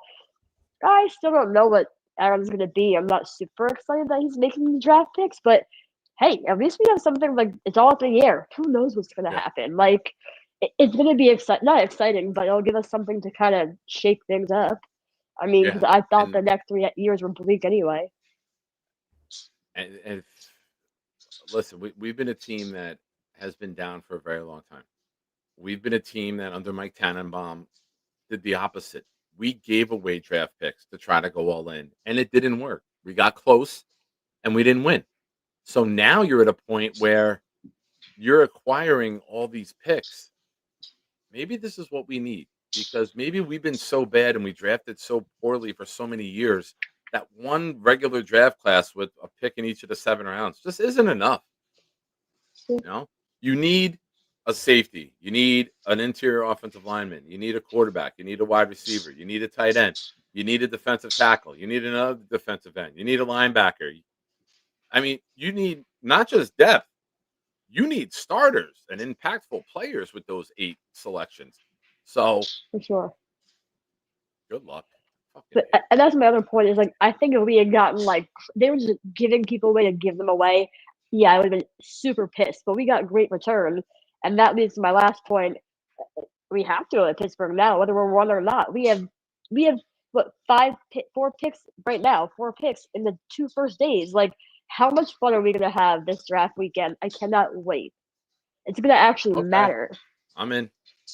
We have to go. We have to. I'm in. All right, I'm in. I'm not going to tell you Yes. no. I'm not going to fucking get my ass kicked. It's for everybody. We have to go. Everybody was there last year. We're in. Has to come again. And then if you weren't there and you have whoa. Right, I said I'm coming. You want me to come again? Lower the bar, sweetheart. One's enough in a my night. bad. All right. Know your again. audience. Know your audience here. I do know my audience. I did it on purpose. But yeah, y'all should be having FOMO because we had a good time. So if we got like a nice Airbnb out there, and it's gonna be a fun time. Even though it's full of fat, ugly women, I'll be there, so I'll help that ratio. Yeah, you don't want to go out there to try to pick up, but there will be fans from every fan base. It's not just Pittsburgh women, so it could be a very good time. Yeah, but that's really all I got for you. I'm here for the chaos. At least it shakes things up, and I'm not. It gives me something to kind of look forward to, I guess. Yeah. So no, you're see. right. This will happen. Listen, it's. I mean, it we're not going to be exciting if good. we We were might just as well going for the chaos. quarterback, and now you can get the quarterback, the wide receiver, a premium defensive player. You can own the draft and maneuver. So it's going to be an exciting couple days for sure. We wish the playoffs would be our exciting couple days, but someday. Gotta wait again. What's another year after 15? But I am interested to see how they do these last 9 games and kind of see. I do think like Sauce, the way he talked, like he wasn't like when you hear what Garrett Wilson talk, like he's all about me. I gotta be better. Yeah. And then Sauce was like, oh well, the refs do this because of me. I get a bad like. Maybe he was a cancer. I mean, I know he won in college, but I mean, there is also the fact that this is a rotten core. And like you said, losing takes a toll on you. You might want to win, but maybe he was one of those bad apples. He could be a great player, but maybe he was a corrosive locker room player. Maybe he just wasn't.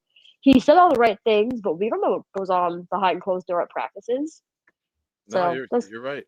You know, if he goes to Indy and all of a sudden the slappy fouls stop, it's gonna be like, wait a minute. All right, people do just hate the Jets. If the holding calls go away from Sauce and they're letting them play, it's gonna be like, son of a bitch. Like now I want to see if he gets called for stuff. I am interested to see what he does in Indianapolis because I think, smaller market. I mean, I know we don't get called as it is, but he is handsy. I love him. I loved him as a Jet. Like, hey, we can get away with it. Hey, I'm cool with it. But there were some times I'm like, ooh, he got away with one there, and he does sometimes. And some of them were bad calls, but a lot of them were legit. Like he can be handsy.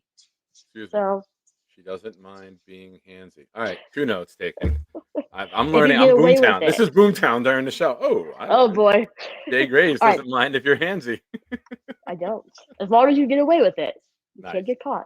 No flags. No flags. Well, Graves, all right, but I'll let you go. Yeah, thank you for taking my call. We'll get past Christmas, and when January hits and other teams are rooting for their playoffs games, we'll start planning our draft plans. January we'll start. So it's gonna be so fun. I can't wait. Oh yeah. I'm glad you were. I got to call in. This is so fun. I never get to call in anymore. I'm very excited. I know. I'm off today, and breaking news: next Tuesday, Veterans Day, I'm off again. So we'll do a show in the afternoon after Jake. Tuesday's usually my late night, but I was sick all week, and a bunch of my kids are sick now, so I have to. Usually, I'm not home until about an hour ago. But yeah, lots of yucky things. It's like I work with kids. I swear they lick the concrete, and I'm just like, I don't know what they do. They're always sick. They're like rats. They carry disease. It's gross. I know a lot of people who like putting hard things in their mouth. But all right, Nick. I will talk. I gotta remember I'm not on it at 1 a.m. right now. I'll talk to you soon. Yeah. Bye. Be good. Next up, ladies and gentlemen, he's been patient. As I got a couple of you back there. I promise I will get every call on. Nick T, what's up? What's up, Nick? Hey man, great call from Jay Graves. Honestly, the thing about Sauce, just kind of piggybacking off your thing, is like he might play better because I don't know what the scheme is in Indianapolis. So it might be a better, like a zone scheme might work. You know, the handsiness as you were talking about, like that works better in zone, and that was probably why he was so successful with Salah. I'm looking it up now to see. I haven't looked. I've obviously when Charles Gorman drew his allegiance, I didn't give a shit about the call. So now we got to look it up. That's something I would never. It's Lou predict. Anarumo. He was with Say again? Cincinnati, I believe, right? Yeah. Yeah, he was the Bengals defensive coordinator when they went to the Super Bowl. Wait, sorry, you lost me for a second. It's Lou Anarumo. He was the defensive coordinator when they went to the Super Bowl. Indy.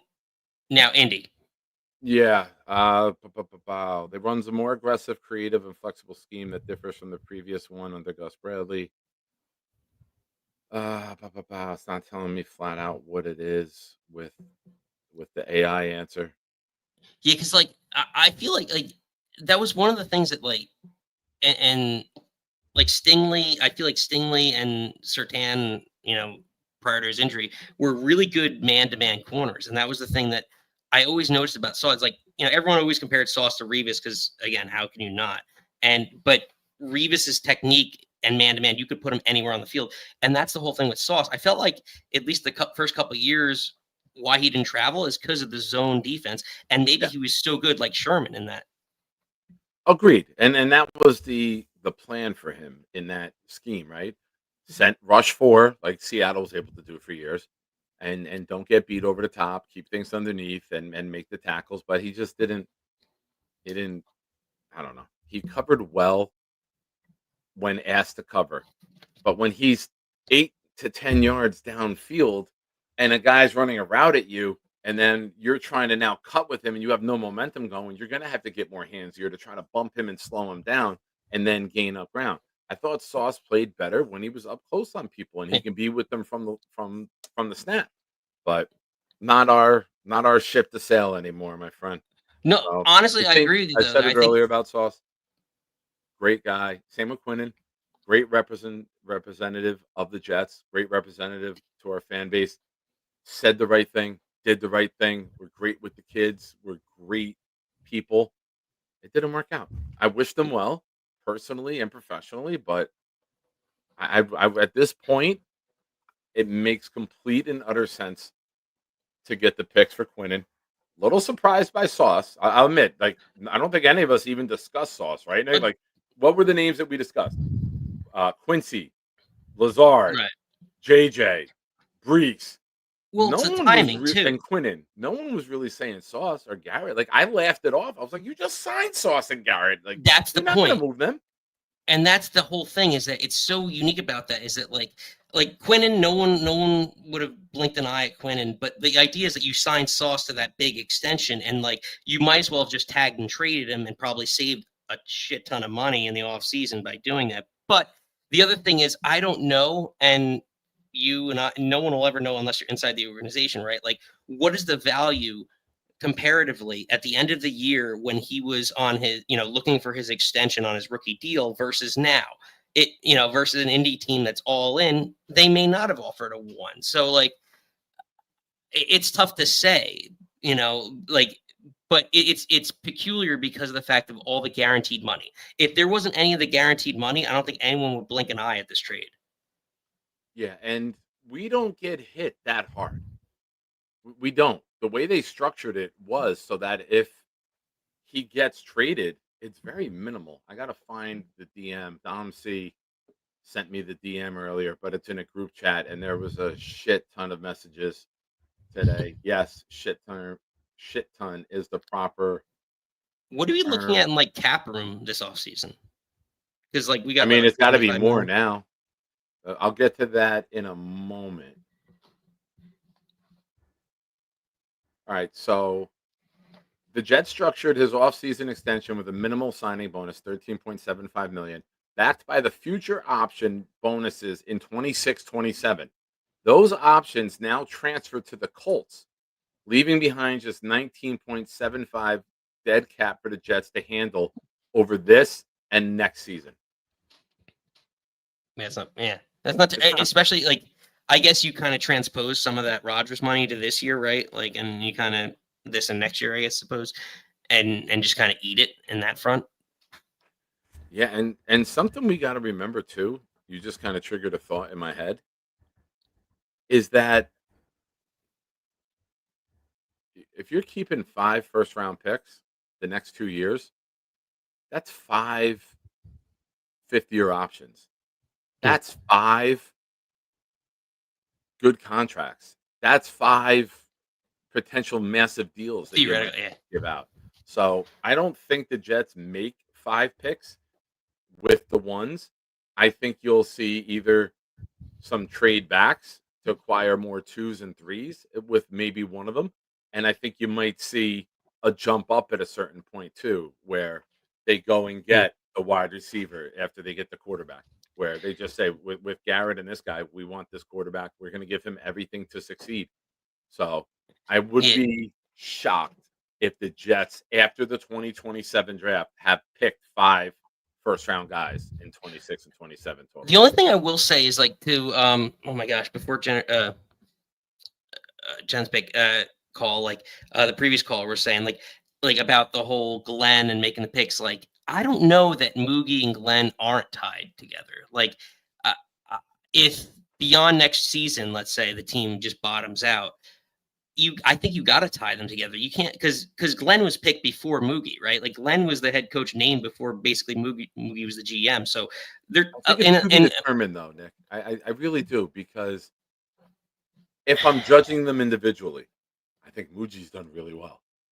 I think the draft class I like.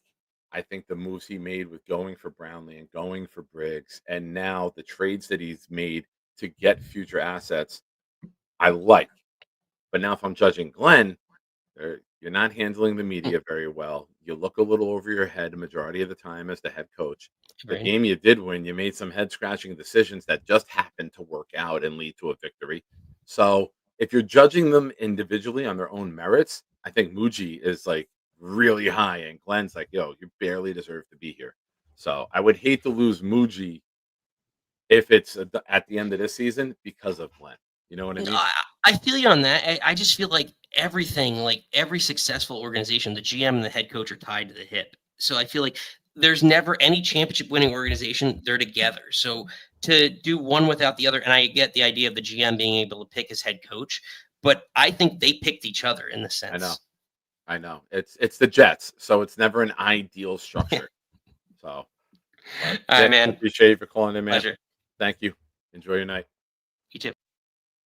Next up, we got Mr. Noodles.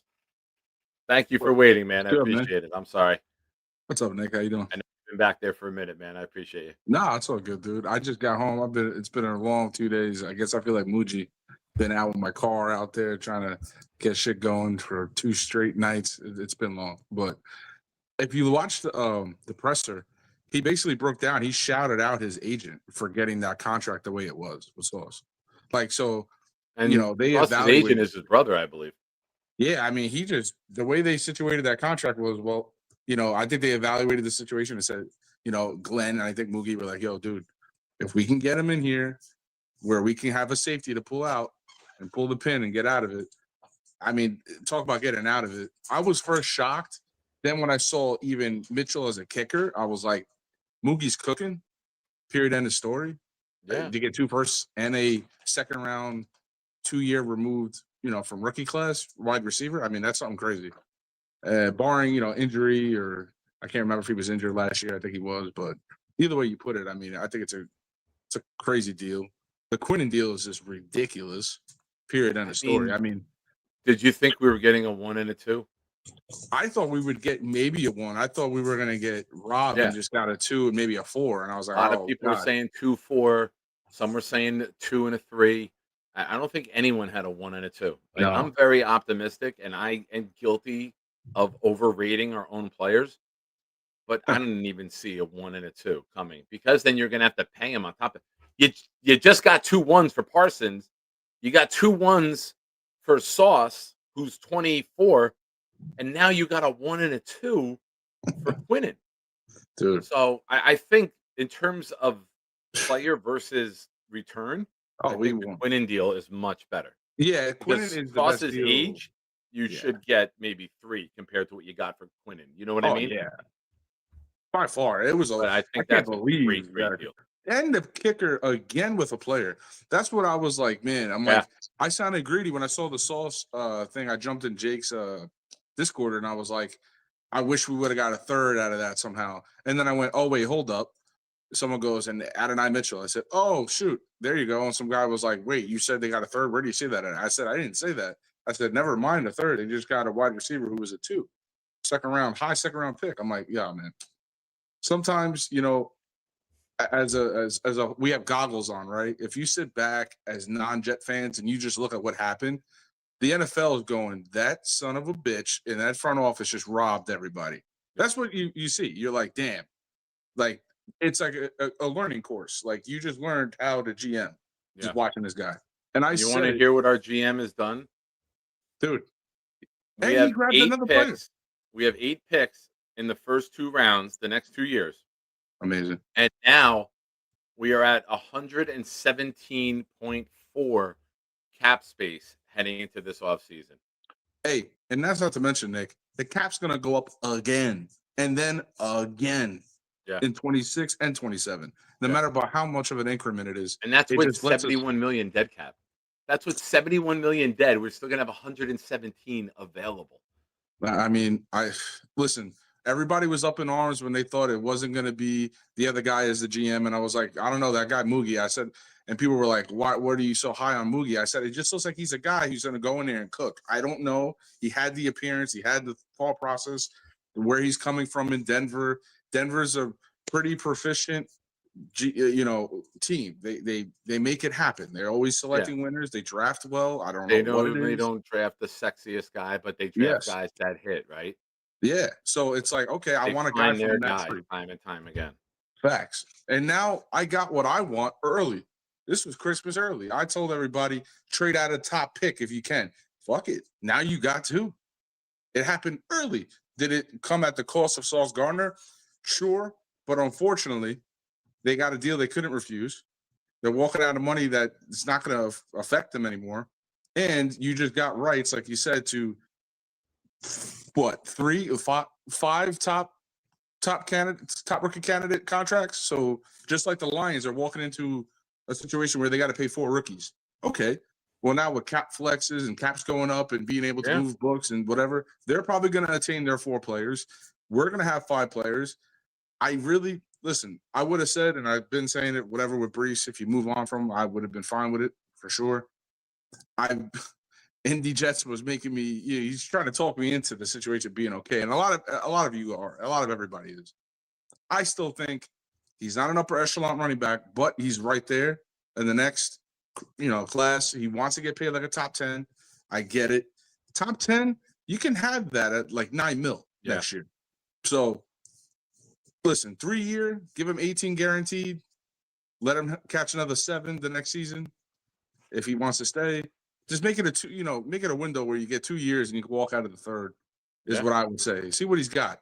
But I wouldn't want a guy back who's that mad. You know what I mean? If he's that mad, no matter how much money he talks, it's just Listen, you start using him and he's carrying you to victories and he's getting those 100-yard games and he's rushing for 12, 1,300 or maybe even more. He'll be okay. You give him a contract, he'll be okay. And you have the money to do it if you value him that much. So I'm very curious to see how this plays out the rest of the way. We saw a taste of it in the Cincinnati game, and I'm definitely looking forward to that. That's one of the highlights for the rest of the season now for me is like Brees's utilization. Yeah. So 2 more things before I go. Jasir Taylor came from the Chargers. We picked him up for a 2028. Talking about cooking, bro. 2028 conditional stuff. He's like, yeah, let me get that guy off your team. Be like, what do you want? I'll give you some I'll give you like future whatever. I don't even care. You know what? Fine, fuck it, we'll do it. This guy, like, did they feel the aura? I felt like the Chargers were like, fuck it. Like he put an imaginary gun to their head. Just like, give me that guy now. For what? Whatever the fuck I tell you. And they're like, all right, fine. And you need it too. You need Yeah. it with Cisco out. You needed another guy on the back end. Dude, that's crazy, bro. All right. And then Last lastly, point, Neil. yeah. Dude, I want to go to that draft. I think I'm gonna go. Oh, hell yeah. I mean, I'm in North Carolina. That's like a we don't 10-hour have trip. travel. We don't have playoff games to travel to, so we got to Yeah, travel. I'm saying. I'll go. Fuck it. I want to know how many people end up going. Then I know I'll go. The people that I know. Yeah, Put it that way. we'll get a good group going out there. But Philly, that'd be fun. thanks for calling, bro. Yes, sir. Keep your head up. Yeah. All right, pal. Take care. All right, bro. Ladies and gentlemen, if you're watching the Nick Shine Show, hit the like button. Subscribe if you haven't already. Super chats, $5 and up. Gifted memberships get you on the wheel the night of the Baltimore game. I will have a prize figured out probably by Friday.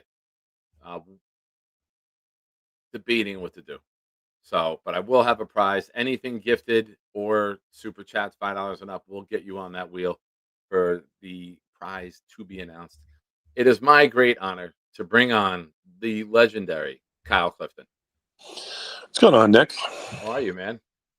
Doing okay. Was Philly talking about the 27 draft? No, the safety that we got is a 2028 conditional. Yeah, I thought he was talking about going to one of the drafts. No? Oh, this year, Pittsburgh. Oh, yeah. Because the 27 draft is in the National Mall in D.C., and that's the one where we have the 3 picks. So that's what I thought he was talking about since he was in Carolina. Might as well go to both, right? What else do we have? Not much else to do. Here's the problem I'm having reconciling with, and I think that Muji extracted great value, and moving on from Quinnen actually made a lot of sense. I was talking about turning over after losing with the same place for a while. I think you have to turn the roster over a little bit. I don't love being married to Glenn because he hasn't shown too much, but what I'm really fearful of, I think that he might have overruled Muji on Brees. And it makes absolutely no sense not to trade Brees if you're making these other deals. Like, we're not going to get anything back for Brees now. We're going to get a conditional, like it's going to be a compensatory pick in 27. Unless the plan is that they want to keep him. I mean, he deleted a tweet that said, I'm sick about, lost my buddies, whatever, like this. And I remember, man, this generation is different than, and I think you're a little bit older than me. I'm 47. A little bit. We were told, keep your emotions inside, keep your feelings inside, don't let people know. These guys immediately go to their phone now and share their thoughts with the world. So they don't have that, bear down and grit it out, and this is what they do. And then people get them and say, remove that. But their natural human reaction is, I came in with sauce. We were in the backyard with the cheese head at his fire pit when we were trying to get, to get Rodgers, when him, Garrett, Sauce, and I forget there was one other, maybe Tony Adams. There was 4 young guys all together at Sauce's house, and they said they'd burn the cheese head in the fire pit if Rodgers picked the Jets. Yeah, I mean, they're seeing their team split up. It's tough on them. The only thing is that Muji's kind of showing us he's a prudent manager, except in that one instance, and I just don't. And since Glenn is his de facto boss, I feel like maybe he said, "No, I want to keep." You're putting yourself kind of behind the 8 ball to kind of re-sign him, or I just don't understand why you wouldn't extract that 4th round pick from Kansas City if that was indeed on the table at that point. That's my one critique about how this kind of went down today. It's fair. It's fair. I think it's fair. Absolutely. Yeah. It's. There's a lot of moving parts today, and there's reports coming in now. I don't know if this is from earlier, but Bleacher Report. I know my Twitter has just been going ballistic today. But Schultz is saying that the Bears and the Niners were interested in JJ. The Jets didn't pull the trigger. They had offers. Trying to scan the article real quick. But I mean, that's the other thing, right? Is like you have to look at the other guys that you can re-sign and see if it makes sense on your terms. And that means Simpson and AVT and JJ. And those are the three guys that you might be able to retain on your terms if you go to them now for an extension before they hit the open market. Because And JJ JJ, you wants don't to even be, have to. JJ, you picked up his 5th-year right. option, which is 2026, the same as Garrett. Yeah, but I mean, But now you have that money available. You know, I've said with JJ, I've been pretty consistent with it. Get through this season, show Right. that you can stay healthy, and then you can go to the table before OTAs next year. that's probably the right move. But I don't.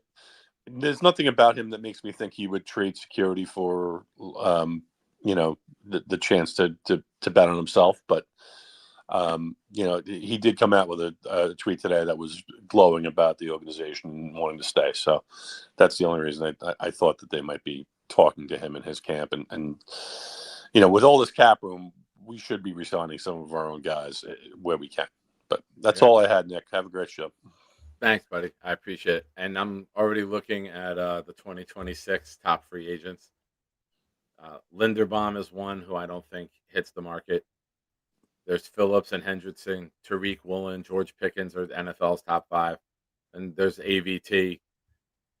Some of the guys that Wyatt Teller intrigues me. Travis Jones, a defensive tackle from Baltimore, is there.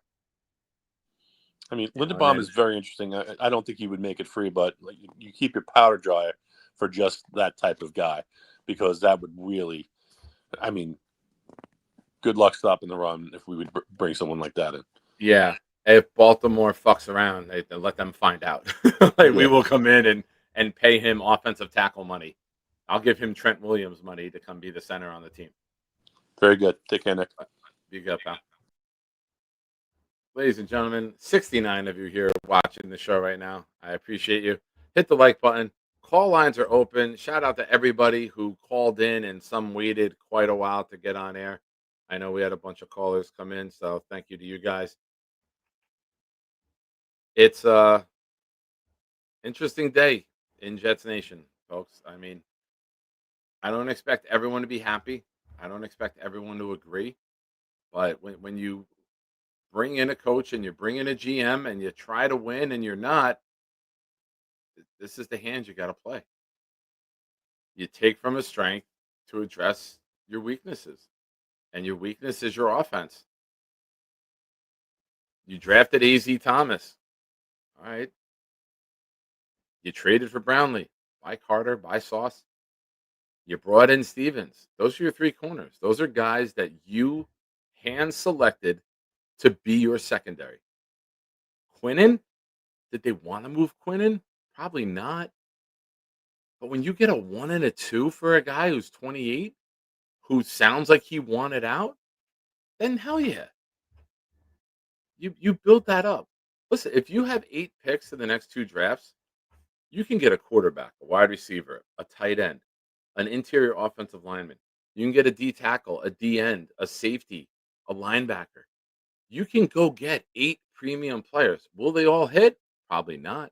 But you can attempt to go and address those while still having 117 million available in free agency. You're gonna really overhaul this team.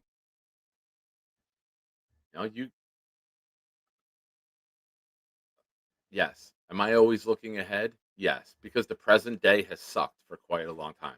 But I can't harp on that. That's not how I'm built. I'm going to hope the next move is the one that gets us a ring. And I'm going to hope the move after that is the one that gets us the next ring.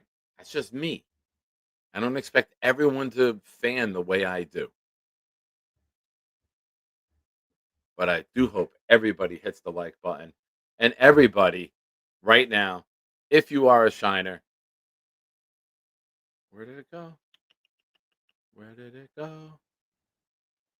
If you are a Shiner right now, hit the J Graves Wiener Lady emoji. Show her some love. She just gifted 5 memberships that went to Donald Wallace, Jet Up Buttercup, DeAndre Vega, Adriano's Blocks, and Mark Reese. Thank you, Graves. You're awesome. Philly, member of the channel for 2 months, says Black Gypsy has suffered a concussion from Muji's Hell's Kitchen cooking.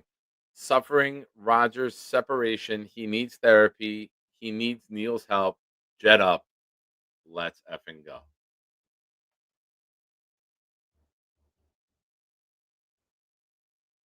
Yeah, it's the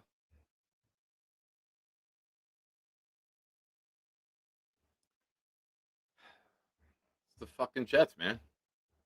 What team you watching, kid? The New York, the damn Jets, the goddamn Jets, whatever he says. My brain is fried. I'm tired. I'm literally going to bed in a few minutes. As soon as the show ends, I slept for 2 hours. I got stuck at work last night. Fire alarm at the school. They couldn't get the panel to reset.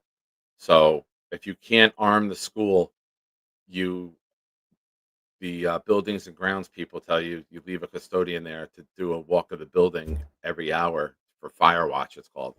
So from 11 o'clock to 7 o'clock this morning, I was getting paid to just walk the school once an hour.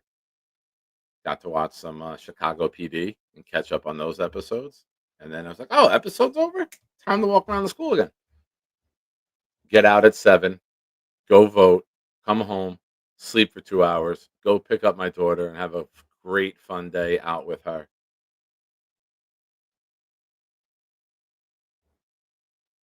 Chad says, and Chad, thank you for the super chat. Love these picks, Nick. Jets have a lot of flexibility to move up or down. What quarterback do you want to select in Muji I trust? I am Mendoza.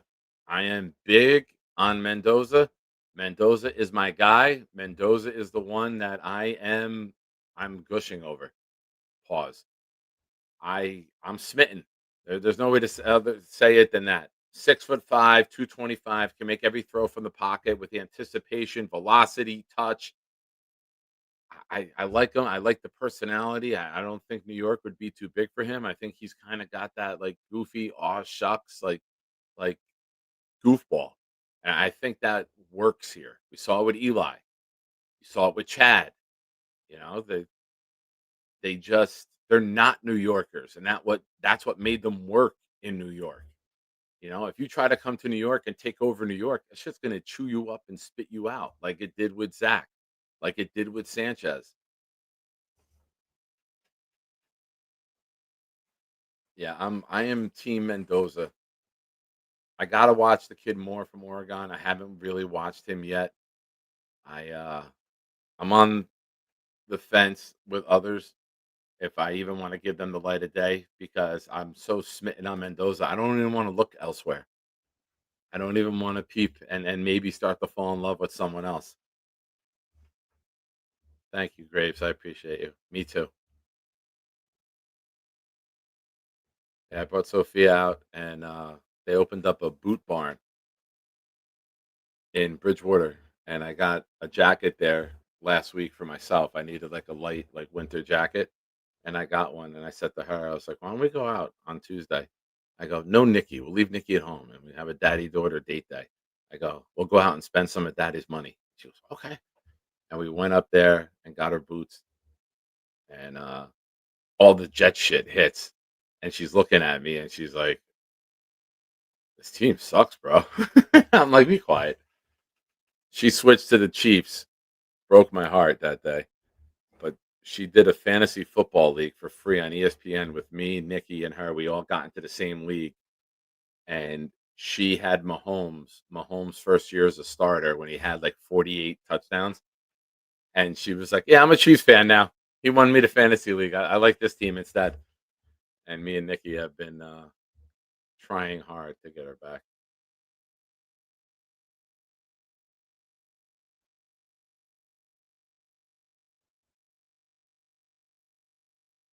Yeah, it's true, man. I like this draft class. I like Muji's draft class. I like the approach that he took. I like that they took the offensive line first. Like that they took the tight end. They took a chance with Arian Smith. Is he all world? No. Does he have some skill set that can be utilized with the right quarterback? Yes. They found some guys that they have a plan for. But everyone on offense is only as good as the quarterback, unless you're the running back with the offensive line. But everyone else, you really need. Excuse me. Everybody else, you really need the quarterback to do your job the right way. all the other weapons. Oh, my eyes are dry too. Envelope, please don't go to the draft. This regime got enough problems. Well, where should we go? Give us another option then. We coming to your house? You going to host us? We had like 8 of us last year. We had me, Knob, Mr. Gorilla Salad, Jay Graves, Tom Ace, Clancy, Nate, and Weed, the people. So we had 7 of us. Rented a house down in Ocean City, New Jersey. And we were like, this is a blast. We just football nerded out, watched the draft the entire weekend.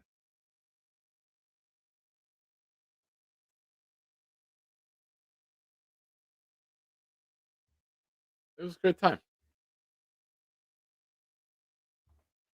Chad says, me too. Want Mendoza, a lot of college starts, want an experienced guy.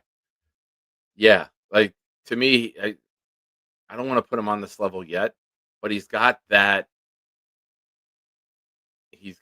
like Burrow. He transferred, he goes to the team that could possibly go on a run and win the national championship. And he's a killer from the pocket. Can he run? Yes, but he wants to throw from the pocket. He runs a little bit of RPO.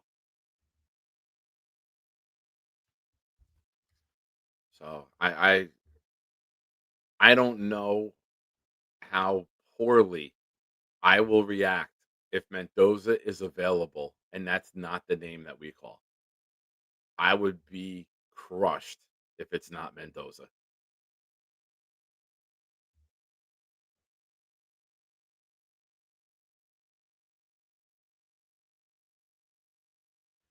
Knob says by this time next year, Quinnen will be as salty as Jerry Jones was in the Ruby Bridges picture. Nice.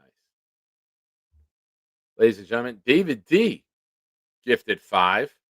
I'm going to scroll back. Forgive me, Dave. I missed these. They went to my son, Nick Shine, Fernando B, Rasta Dread 305, Frank P, and the previously mentioned Mr. Weed. Thank you, sir. I appreciate you as always. And since you gifted one to one of my family members, I will make up for that and gift one as well right now. Ladies and gentlemen, don't forget, if you gift one that goes to Chris B, you immediately win a Jets jersey of your choosing. If we get 30 gifted memberships in one show, we will also do a raffle right then and there on the spot for everyone who gifted.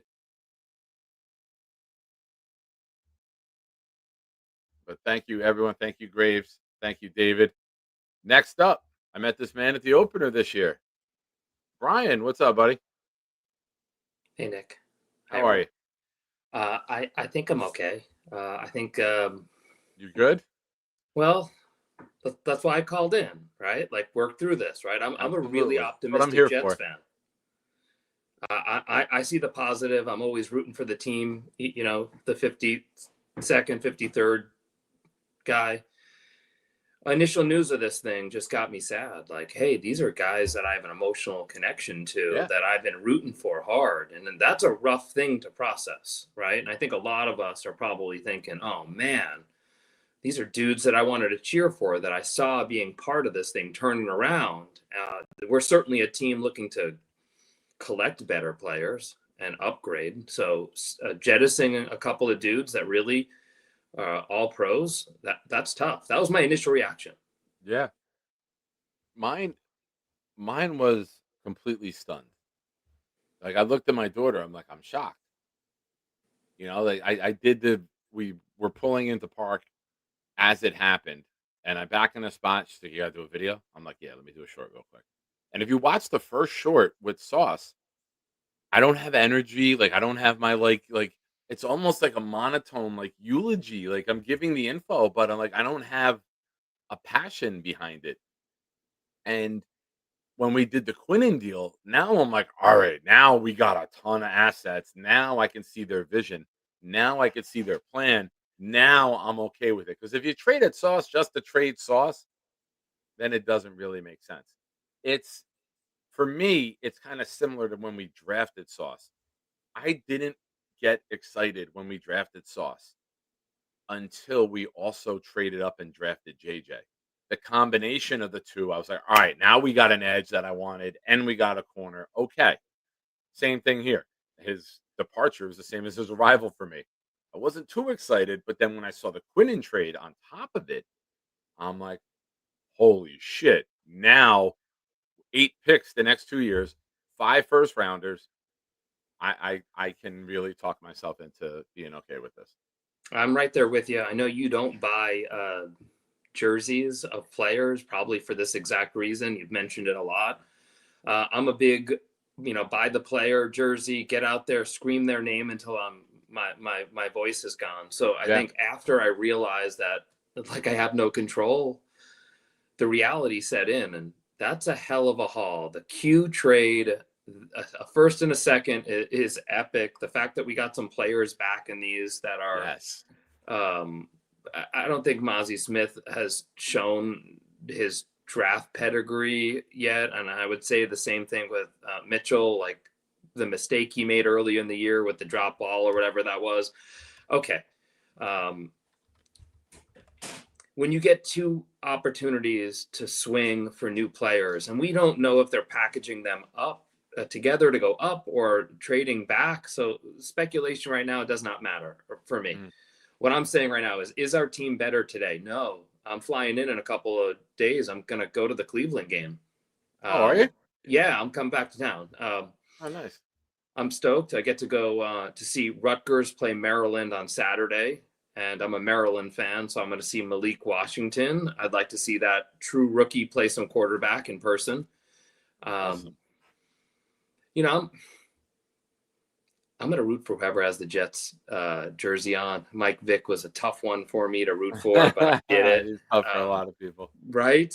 So, how am I processing this emotionally with fandom? TBD. I'm not packing in the year, but I've been still pounding the table that this was a team that can do more than 5.5 wins. I need to sleep on it. But I will say, let me give you this. Yeah. We won our first game without Sauce and without Garrett. For what it's worth, we won our first game without those 2 players. We did, against a D line that had no pressure, and our quarterback needs like 7 to 25 seconds to process and throw. You're not helping. I was trying to help you for the fight. I know. Right now, you're not helping. I'm trying to give you Garrett air is underneath gonna your wings, destroy and you're like, us. no, fuck this. We're staying grounded. Come on, No, dude. I mean, I'm a realist and I'm very optimistic. So I look tough at all combo of when you're a Jet fan. It's hard, right? It's like I got like the evil voice, and then it's the same voice. The eviler voice. They're Right. both evil. That's exactly right. I It's see the this one set voice says, "Why the fuck did we trade those players?" And then the other voice says, "We're never gonna hit on the fucking picks either."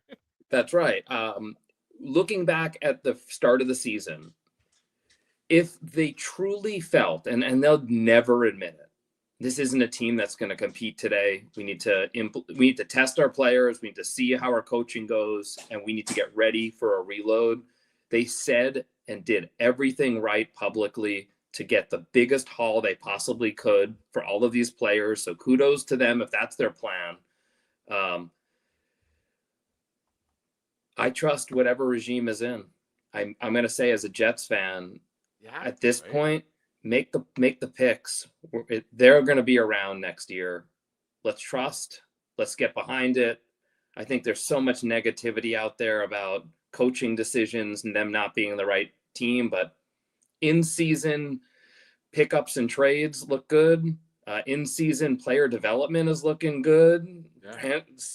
Brandon Smith, like some of the things, like Brandon Stevens, some of the things that have happened give me some optimism there. So my fingers crossed that this is the right group to use those assets to rebuild this team, because I am not quitting and I keep showing up. Oh yeah. When you're going to Rutgers. I'm working all day Saturday. You get here Saturday? So I fly in the morning and then go to rental car right to the game. Okay. I'm working soccer Saturday morning. I'm gonna try to get up to the tailgate Sunday, as long as they don't need me for work. I told them I'm available both days, Okay. so they locked me in for Saturday night. There's some event going on at the high school, so I'm there Saturday night from 4 to 10, and I'll see. Maybe I'll just go up for the tailgate on Saturday. I know my buddy James at the tailgate said I got a ticket if I want it, so I'll talk to him probably Thursday and see what's what. If he still has the ticket, maybe I'll lock it in. But I look you forward to tailgating seeing anywhere? you. I'll be at the typical tailgates. I always stay at the hotel right next to the stadium, so I'm always close. All right. Well, shoot me a message later in the week. I'll let you know if I'm going, and if I am, you're more than welcome to stop by our tailgate. It's free. Like, Yeah, I'll just bring a I lunch. definitely will. I mean, part of this whole fandom, right, which is your show, and thank you for being so positive and optimistic. It is refreshing, especially around the New York Jets, to be eternally optimistic, and I admire that. So thank you for doing that. Anytime, man. I can watch your show. It does not upset me. I appreciate that. Thank you. I know people sometimes they want to get in their feelings, and then I lash out a little bit at that, but whatever. At the end of the day, we're all Jets fans. We want the team to win. We just have different ideas of how to do it and how to support them. But safe travels to you, my friend. Hit me up later in the week, and we'll see what's what for the weekend. Right on. All Peace, right. everyone. Be good, pal. See ya. Shout out to Philly Noodles, who gifted a channel membership that went to Rep NY. And Greg Rollo says Nick will bend over for Mendoza. Choo choo, choo choo, run the train. That's how much I want Mendoza. The big fella, Nick, you got your big fatty today. And Mozzie Smith comes in 6'3", 337 pounds. I have been waiting for a big defensive tackle. So maybe the Jets are listening to me. Georgie. Thank you. Sorry, Georgie. Forgive me. Member for 14 months. If Knob goes to Pittsburgh for the draft, I'm coming too from Cali. Oh, sookie now. Hell yeah. I mean, now you have to, right? Now you have to.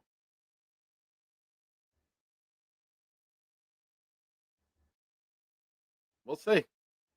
I don't mind it. I'm good just getting together with Jets fans and watching it anywhere. I'll do what everyone else wants to do. I'm game. Folks, we have one caller on the line. He's not in his chair. He's showing me a bottle that may be full of urine, and he's drinking it. What are you drinking? Oh, please. Urine? Are you blind, McFly? Show the bottle again. It looked like it was. This is clear water. What are you talking about? All right, stop yelling at me. I was wrong. It can happen once a show. I saved it for you. Boy, I feel like Bob Hoskins going, everybody's got tap water. $3. Well, I wanted to say goodbye to certain people. I mean, Sir Sauce had to, there comes a time when you got to say goodbye to people, but we have to move on. It's all part of the grow up process. It's like when you go to school. You meet new friends, and then after you pass 8th grade, you go to high school. Then you go to high school, you meet new friends, you graduate again. Same thing with college. You meet new friends. Graduate high school more than once. Well, this is like a process that our boys are going through. They're going through that process. Once you get traded, time to say goodbye and time to say hello to the next step. I mean, we got to say hello to certain things in life. I mean, it sucks, but we have to move on. It's all part of growing up. It's like the old saying: once you're born, you're born. Once you go to school, you graduate. You go to high school, you graduate. You go to college, you graduate. You get married, You grow old, and then it's life. What happens after getting old? You go. Go where? You go up to the big man. The big man Mozzie Smith? upstairs. Mozzie Smith? No. Christ. Oh, Yep. the big man. The big man. Oh, That's all right. right. Now I see you. Now I see what you're doing. Now you're making sense. Are you That's the right. big man in the And what am house I doing? or What up am in I the doing? attic? No, I'm in this. This is the GSH Global Studio Headquarters, and the tree is already up, and it looks fantastic. How come I haven't seen it yet? I'll send you the pics on the Discord. It's just right now I'm watching a little ECW November to Remember 1995. Little throwback. Well, enjoy and make Bon sure that when appetit, you're as they all say at the table. Bon appetit. Bon appetit. any of you are looking for words of wisdom today, Beastbreaker just bought them for us. I don't even. I don't know. Want to give a little shout out to a good friend, a big member of our community, the legend Bobby Midnight. He has to go. He has to go and have a surgery on his foot Thursday, and he called me today, and he was a little excited because I told him that maybe he should call and see if they can put him in a nursing home to help take care of him until he's ready to walk around and be able to weight bear. And he's like, Nick, they did it. They're going to put me in. So thank you. He was nervous for many reasons. Michael's going to take care of his cat. So sometime this week between now and Thursday, just say a prayer for Big Bobby and that everything goes nice and smoothly for him. You want to say something nice to Bob? Get well soon, there, big fella. You'll come back. You'll march right back home, and don't worry. And just remember, the old saying, "You're the hemorrhoid." Meow.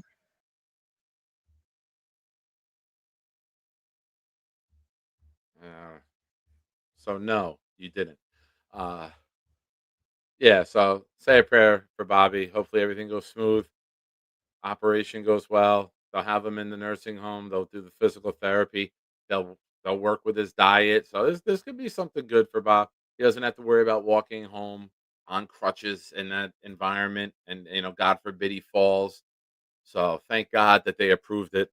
And Mikey will come watch the fat raccoon Nala and bring the cat over there. So things are lining up nicely for Bob to get a good quick recovery. And that's about as good as you could hope for when you have to have a surgery and you're older and you live by yourself. So much love to Bobby. Bobby will be doing this again before you even know it.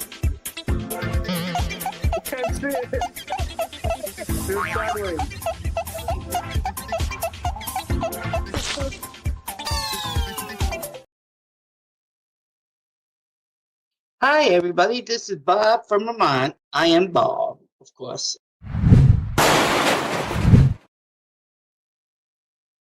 Ladies and gentlemen, I have just received a picture of Beast Tree. And we're going to share that here now. I don't know if this has been shared elsewhere. I don't know. Boomtown, let me know. Is this a world premiere? Is this the world premiere of Beast Tree, or has he shared this elsewhere? But ladies and gentlemen, I present to you, for the first time on the Nick Shine Show, and potentially worldwide, Beast Christmas Tree right now. Yes, that is Fart Zone. Enter at your own risk. Right underneath the Jake Asman Show flag. That is Big Papa Pump up in the top right. That is a MAGA hat. That is a butt plug right there.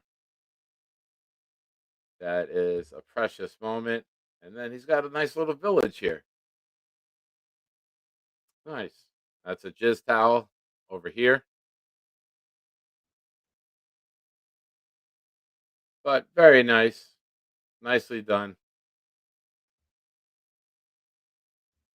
Good job, East. Well done. Only 60 more days until Christmas. So let's check back in on December 20th and let's see how that tree looks. Yeah, Greg, run it. Choo choo, choo, fucking choo.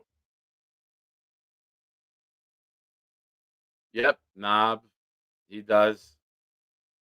He does. He's very gifted at making photos in AI.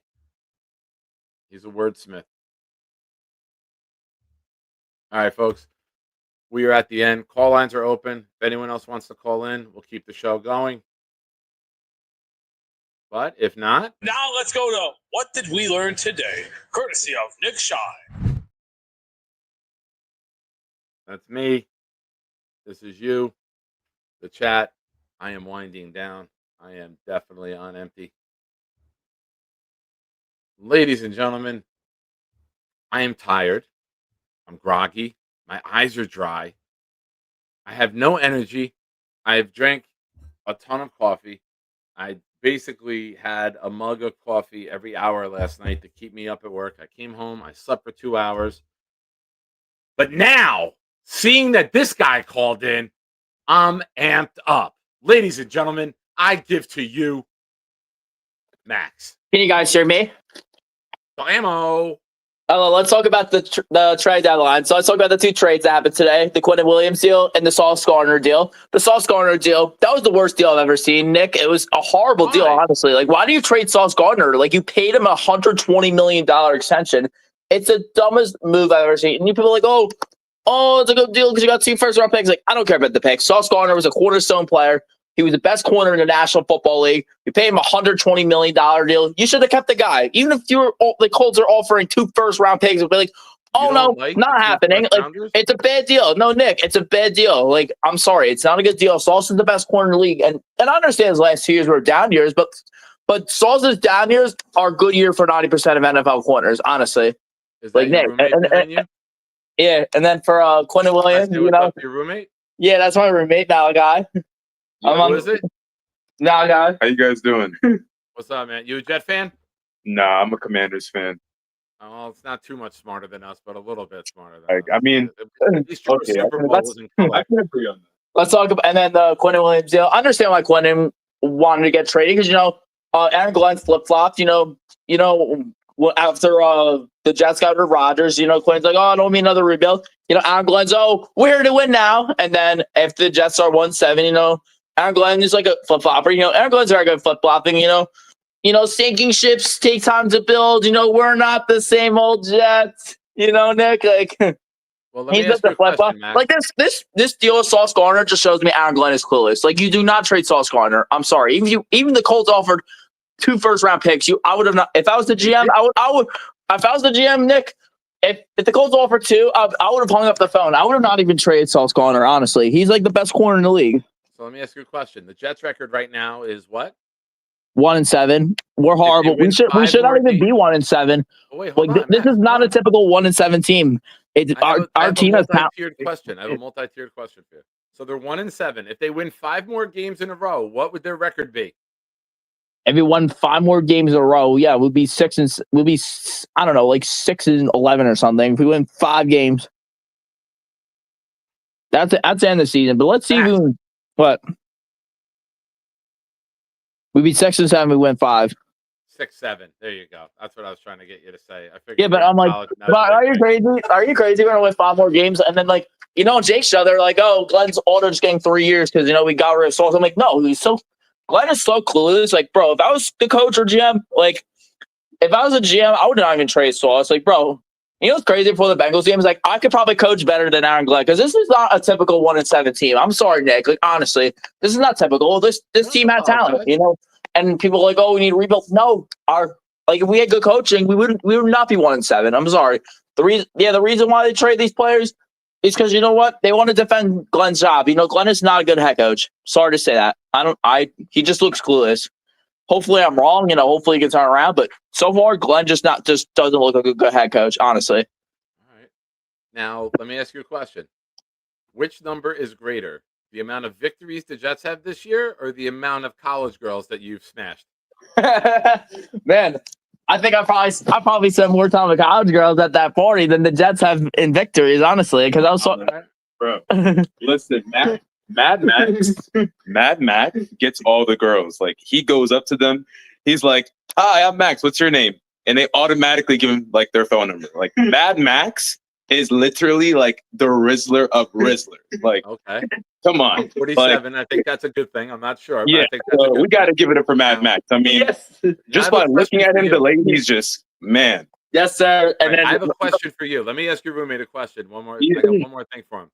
Got you. You've been roommates with Max for about 2 months now, right? Roughly about 2 months. How has yeah. your life been affected by him never being quiet and you never getting to sleep? How's your studies? How's your life like being sleep deprived? Honestly, I love his energy. I mean, who wouldn't want to be Mad Max's roommate? I mean, if I'm being honest, like, this is probably like the funniest, the most lively person that I've met in my entire life. And I think we can all agree on that. So like, we became best friends. And I love this guy. So thank you. So yeah, we got to give it up for Mad Max. I mean, who doesn't love his energy? Yeah, Sounds good. Yeah, he's the best. Oh man, guess I bumped into the gym today. Guess I bumped into Mike Howe. Well, wait. I think that I know Mike Howell, Howell. You know Yes. Mike Howe, Howe, right? Yes. Yeah, it's two different guys. No, it's It is. I'm I telling bumped you. into Mike Howe, the SCE guy. Like, come on. I bumped into him at the gym. He knows you. Come on. Come on. I'm gonna send you after the show's over. I'm gonna send you a picture of the Mike that I know to see. If Okay. that's the guy. All Sounds right? good. Sounds good, Nick. All right, man. Have fun. Stay out I'll of see you. trouble. Don't drink too much. And remember, when you sleep with the ladies in college, make sure you give Jake's name, okay? This sounds good. All right. Take care, pal. All right. Now I'm amped up. Max calls in. Energy's through the roof. Who needs coffee? He's infectious. Shout out to his roommate for popping on there too and playing along and giving us the time of day here. Of course, you guys in the chat are interesting. But ladies and gentlemen, we kick it up to you guys. This is your time to shine in the chat. What did you learn today? A lot of things happened today. The New York Jets have made their trades. The New York Jets have stockpiled to potentially put together a dynasty or a bunch of picks they'll miss out on. What do you think? What did you retain from today's information? Type quickly because we're going to kick it up to boom. Dixon, first half hour of the show. You get everything. First half hour of the show. Like, can't cry over spilled milk. They made the moves. It makes sense long term. They drafted A.Z. Thomas. They drafted or they traded for Brownlee. Carter was gone. A.Z. Thomas comes in. Stevens. They got their corners that they like. They got their corners that they want. That's going to be their trio for the foreseeable future. Quinnen, you open up money. Jets have $117 million available now in this offseason on top of having multiple first-round picks, on top of having 4, potentially the first 45 in the draft.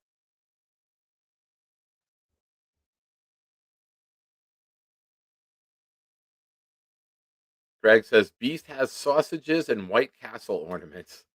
Knob says, I learned that I'm not the only person who thought Sauce wasn't worth keeping around, and that's a good thing. FTG. Brian says, if you think the Jets will miss on all of those picks, are you really a Jets fan? Jeff says, those kids rule. It's nice to know we're going to be okay with the next generation.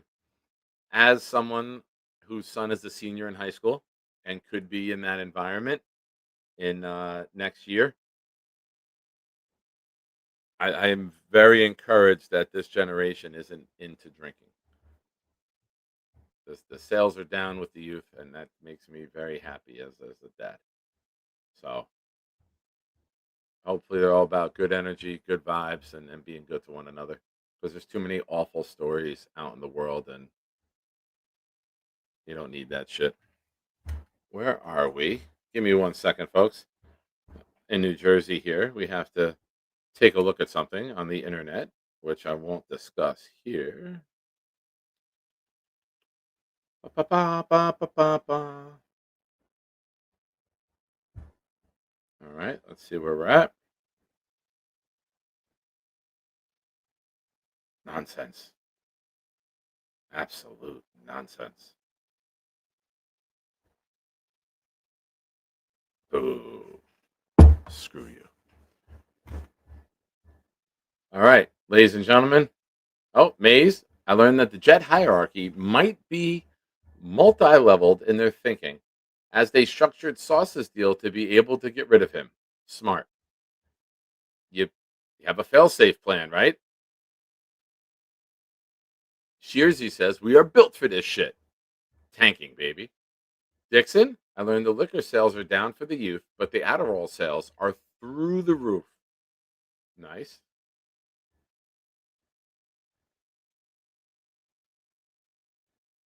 Yeah, there's a lot of videos of kids not taking the sauce trade well. But folks, make sure you hit the like button. If you have not already, please subscribe to the channel. I know we had a surge today. We had a bunch more join.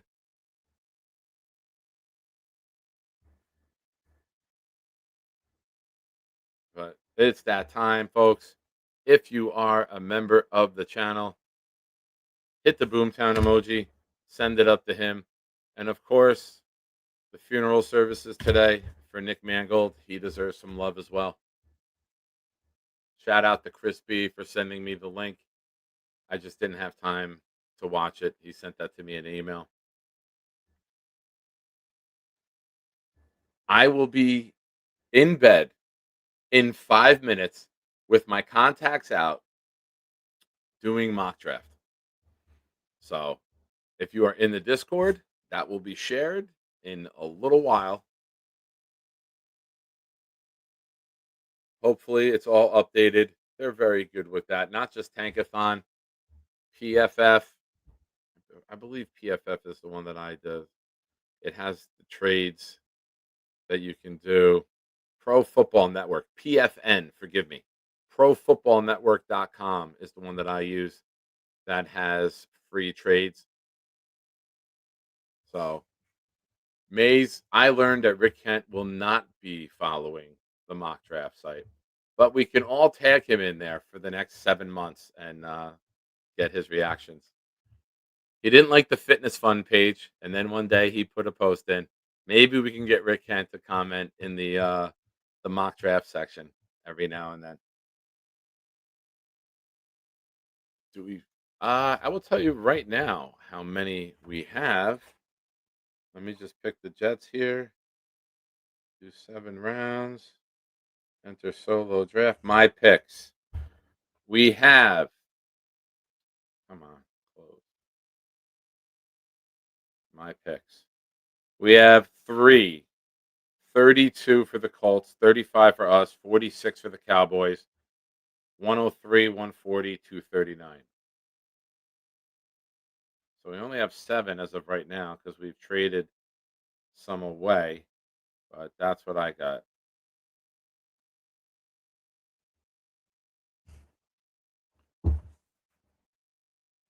But folks, Boomtown, did he drop it? Is Boomtown not here? Boomtown, drop it like it's hot.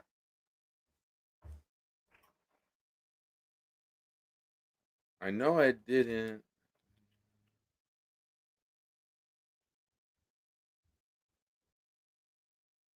Let's see.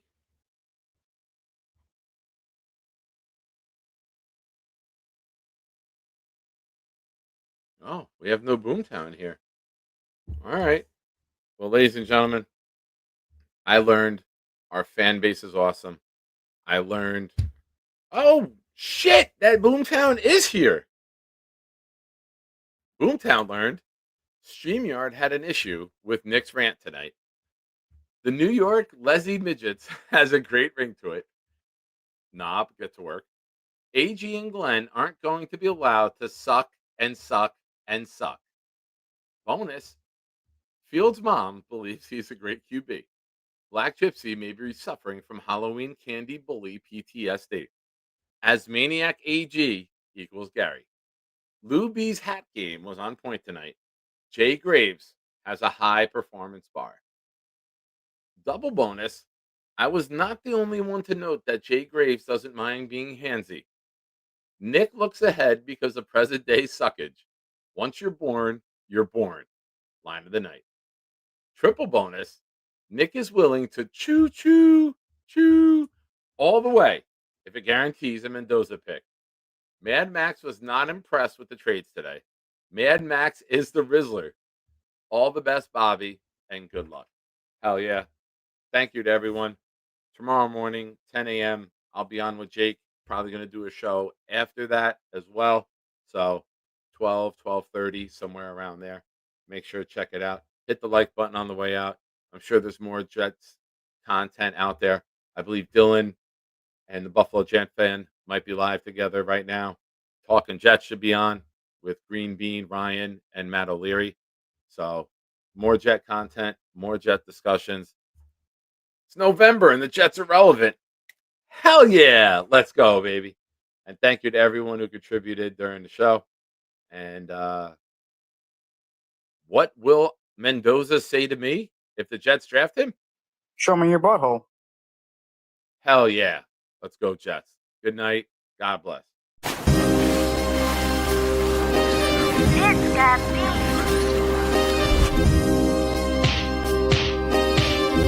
Gentry covered in fumble. Any day, any night, we all shine, bro. First class shine time, the Nick Shine Show. Anytime on YouTube, if you don't know, the Nick Shine Show, the Nick Shine Show. Dim the lights, but it's still bright as Nick time. Day or night, this is his prime, it's Nick Shine. Proud fan, well defined, to get in line. Toe to toe with any show, he only got 9. The best show on YouTube, bro, is easy. We talk Jets all day, please believe me. Subscribe, you just gotta click a family. We not a click in 3D. You can see a beautiful DP.